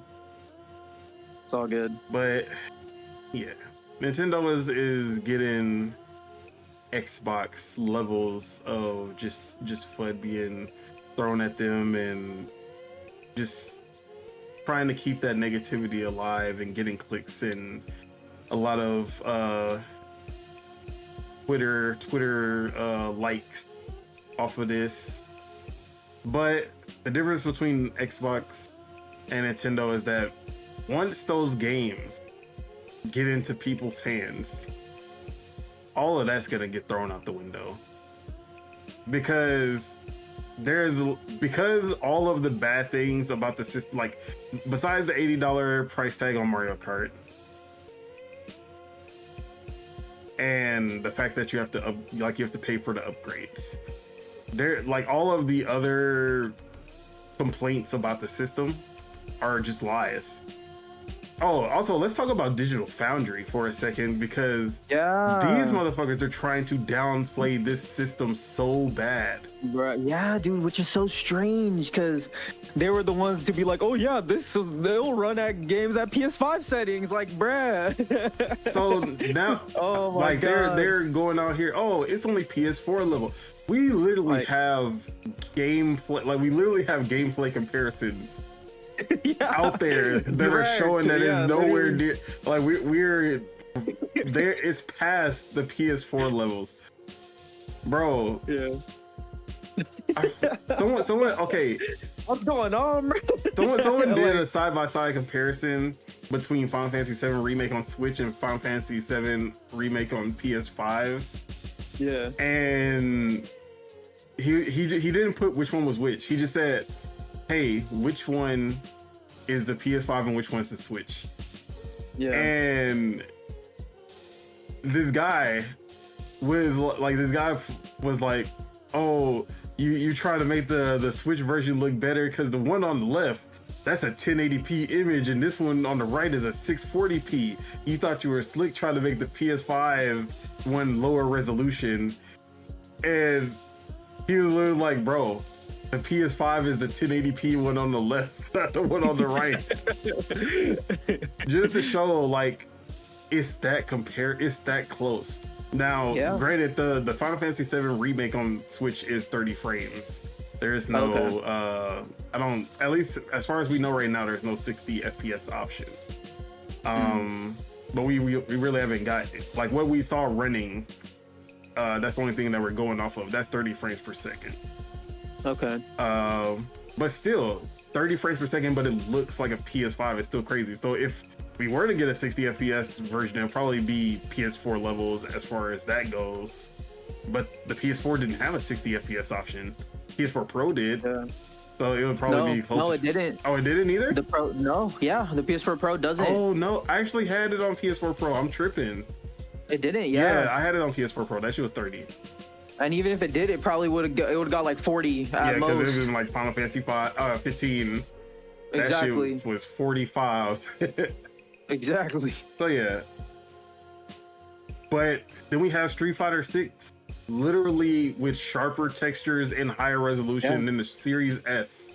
Which and people were like, "Oh, the Series S has a glitch in Street Fighter 6 where the textures are like they're messed up." Someone did the fix on the Series S version and compared the fixed version to the Switch 2, and it was still beating it.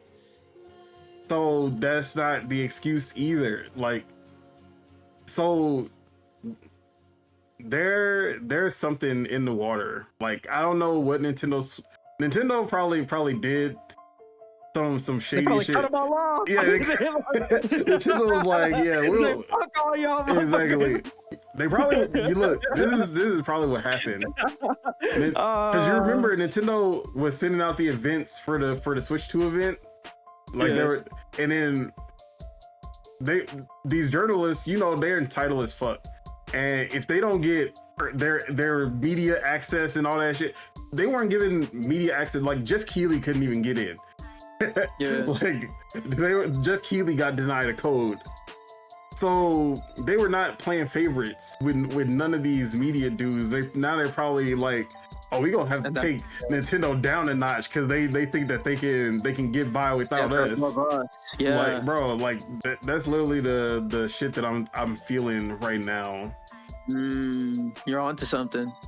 So there's definitely something in the water when it comes to this, because the media is completely feeding it. They're literally ignoring any kind of good news and only putting out, like, obviously the Nintendo sites, they're really the only ones actually like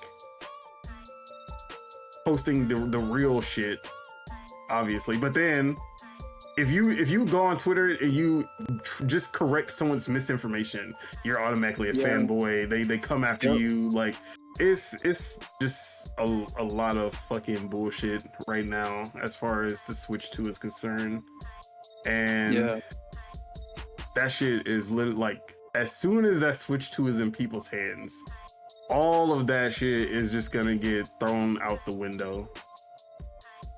Once people are playing Mario Kart World, once people have Donkey Kong Bonanza, like all of that shit's gonna go straight out the window, bro.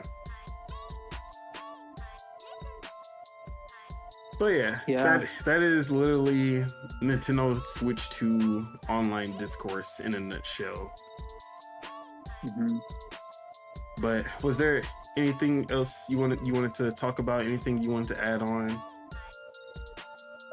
Nah, honestly, we covered it. I was even gonna say like the game pricing got me too, because I was literally going off of fucking Tom Henderson's report. I was like, bruh, he's literally saying it's 70 or it's 80 for Mario, 80 digital, 90 physical, and 70 digital, 80 physical. Bro, I was like, I was like, damn, Tom Henderson said this, it must be true. Like now that shit got me second guessing Tom Henderson. Like I always say, oh, if Tom Henderson says it, then it must be true. Now I'm like, bro, I can't even trust my man Tom Henderson for shit like this. Yeah, like exactly.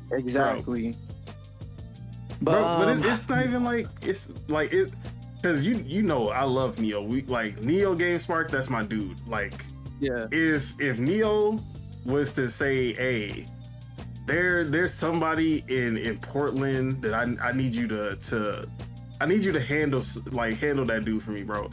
No questions asked, bro. I'll be like, hey, bro, I'm about to pull up on them. Like, I got you. Like, that's how much I love that nigga Neo. Like, that's my boy. But you see him on Twitter doing the same shit, only reacting to all the negative stuff. Like, man, the hits just keep coming. I'm like, bro, you enjoying this grifting shit, ain't you? Like, it's just the cool thing to do right now, and like everyone's jumping on it, but it is what it is. We know a lot of that shit is just gonna go out the window when the reality of what the Switch 2 actually is hits people. So for sure. But sorry, what were you about to say? No, you're good. Nah, but it's I was even thinking like, I was listening to your guys' show on Saturday, and shout out to Chuck. He brought up Valorant, and I thought about it. I was like, ooh, and I know it was Metroid. He was like, nah, that game's trash. Like he doesn't care. That was funny. But I was thinking about it. I was like this console might be something that like PC gamers might get too, in my opinion. Like they might think like those mouse controls and stuff like that like might get them through the door. And having like all three of the different aiming options is crazy, you know, like having gyro, mouse, and like traditional stick aim, plus the Pro controller has the back buttons now too. So it's just kind of like they cooked. Like I don't know what else to say, but about the device, because I'm trying to be positive too, because you know, like when I go to work, you know, people at work talk to me about it and shit. That's literally been the thing that like I got my boy Aiden at work. He comes up to me and talks to me. So it's like they know about the news, but they know more about the negative stuff, right? Like even my boy Alejandro, he hit me up. He was like, oh, I heard you have to have like 1,000 hours of game time to buy the Switch 2. And I'm like, bro, who the fuck's giving you this information? like that's literally what I said. I was like, they need to get fired. Whoever's giving you this information needs to get fired. But yeah, there's just so much misinformation about this fucking device, and it is Nintendo's fault because they're not getting ahead of it. Like they're letting it happen. Yeah, they're just letting it happen. But yeah, yeah, man, I'm with you with the game card thing for sure. Honestly, yeah, and it's like they're delivering on everything that I wanted from it. You know, I wanted 120 hertz. I wanted VRR. I wanted HDR. You know, I wanted all of that. I didn't even expect those things, and I got them. Exactly. So, like the HDR, I definitely was like, yeah, they have to have HDR at this point. 4K, of course, it's gonna like that has to be there. And I got those, but I was not expecting 120 hertz, especially in the handheld mode. Maybe TV mode, but I was not expecting in the handheld to have 120 hertz. Exactly. And then to have confirmation that we were gonna get 720p 120 frames on Metro Prime 4 or 1080p 60, like, bro, that shit. Sick. Yeah, no, it's like it seems like they're giving us everything we want on the hardware side, but also I was gonna say one disappointment though, no Hall effect.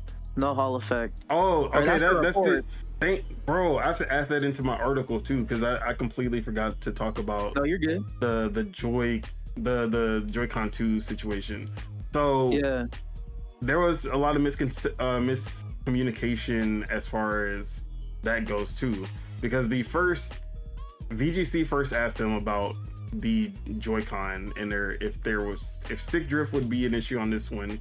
They were like, oh yeah, we basically built it from the ground up to make sure that they're more durable, but they never said there was no Hall effects, and people just kind of assumed, I even assumed, oh, they must have added a Hall effect, because they're like, yeah, they were basically saying stick drift will not be an issue, or they can't really say it won't be an issue, because even with Hall effect joysticks, there is still a chance that you will get stick drift. It'll just take a lot longer, a lot more wear than normal.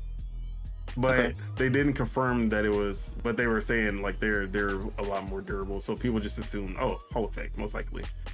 But there are other solutions besides Hall effect, which I learned this afterwards. And I believe it's called TMR. Let me pull.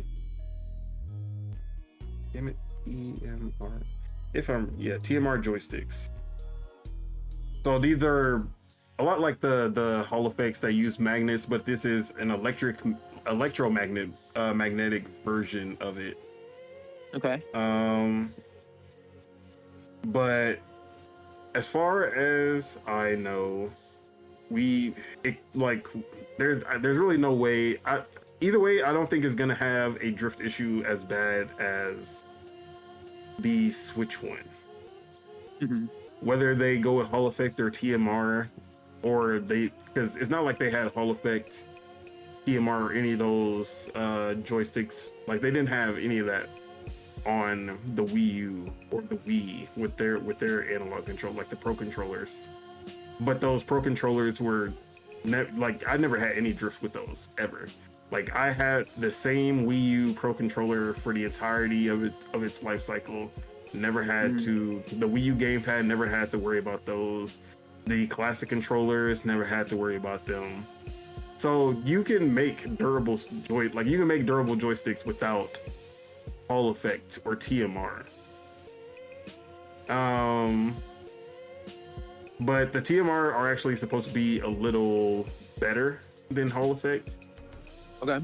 So, but I don't think we're gonna get any confirmation until, and I also don't really trust reps and spokespeople when it comes to answering stuff like this until, like, if it was to come from the actual like Nintendo Japan developers, I put more faith in, like, if they say something like that, then I put more faith in what they're saying. But I don't think we're gonna have a real answer as far as stick drift or if it has any of these things until we get someone gets their hands on an actual unit and breaks it down. Spawn Wave is really good with that kind of stuff. I usually watch, like, that's actually how I started watching Spawn Wave when the Switch came out.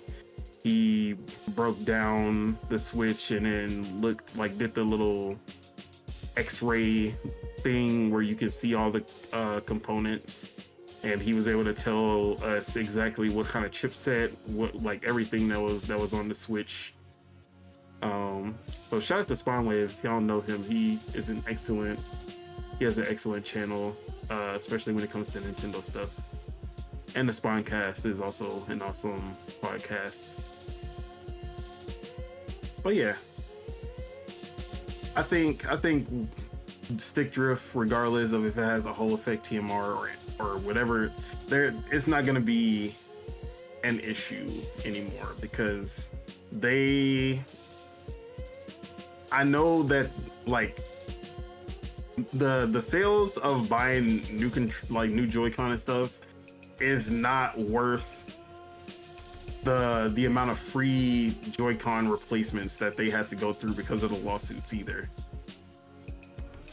And I don't think they want, and also the lawsuits in general, like cost money they put in the lawsuits. Yeah, like I don't think they are gonna want to go through that again. So I don't think we're gonna get anywhere near the same stick drift situation. Like that's just not something I don't see Nintendo doing that. But yeah, that's my take on the situation. Okay. But yeah, no, I'm I'm content with it. I just hope that it launches at the price that they've already announced. That's really the main thing. I really want one. I want one hella bad, but hopefully I can get my hands on it. Have they ever done like a release like this on My Nintendo or whatever, like where you buy things from them, like games and hardware, or is this like kind of new territory? Definitely new territory. Okay. Because I don't know if I should trust it or if I should go to like a Best Buy or try to get one from Amazon or something. Because I already signed up. Huh? 4K no los dos. I mean, I could get two, but I mean, like, are they gonna happen at the same time, or like if you miss one, go to the other one? You're right, but I could get two Switches. Fuck it, two Switch 2s. Just ball. No, I'm just kidding. Nah, but I'm excited for it though. That's it. That's what's up. Any final words before we wrap it up? For the peeps? Or not for the peeps, but just on the topic. Oh, for the topic. No, I'm good. Just don't believe all the misinformation. Try to research stuff for yourself. Try to find trusted sources. I know, like, we even have like because I in my opinion, like, Tom Henderson is like a trusted source. Like what we were saying.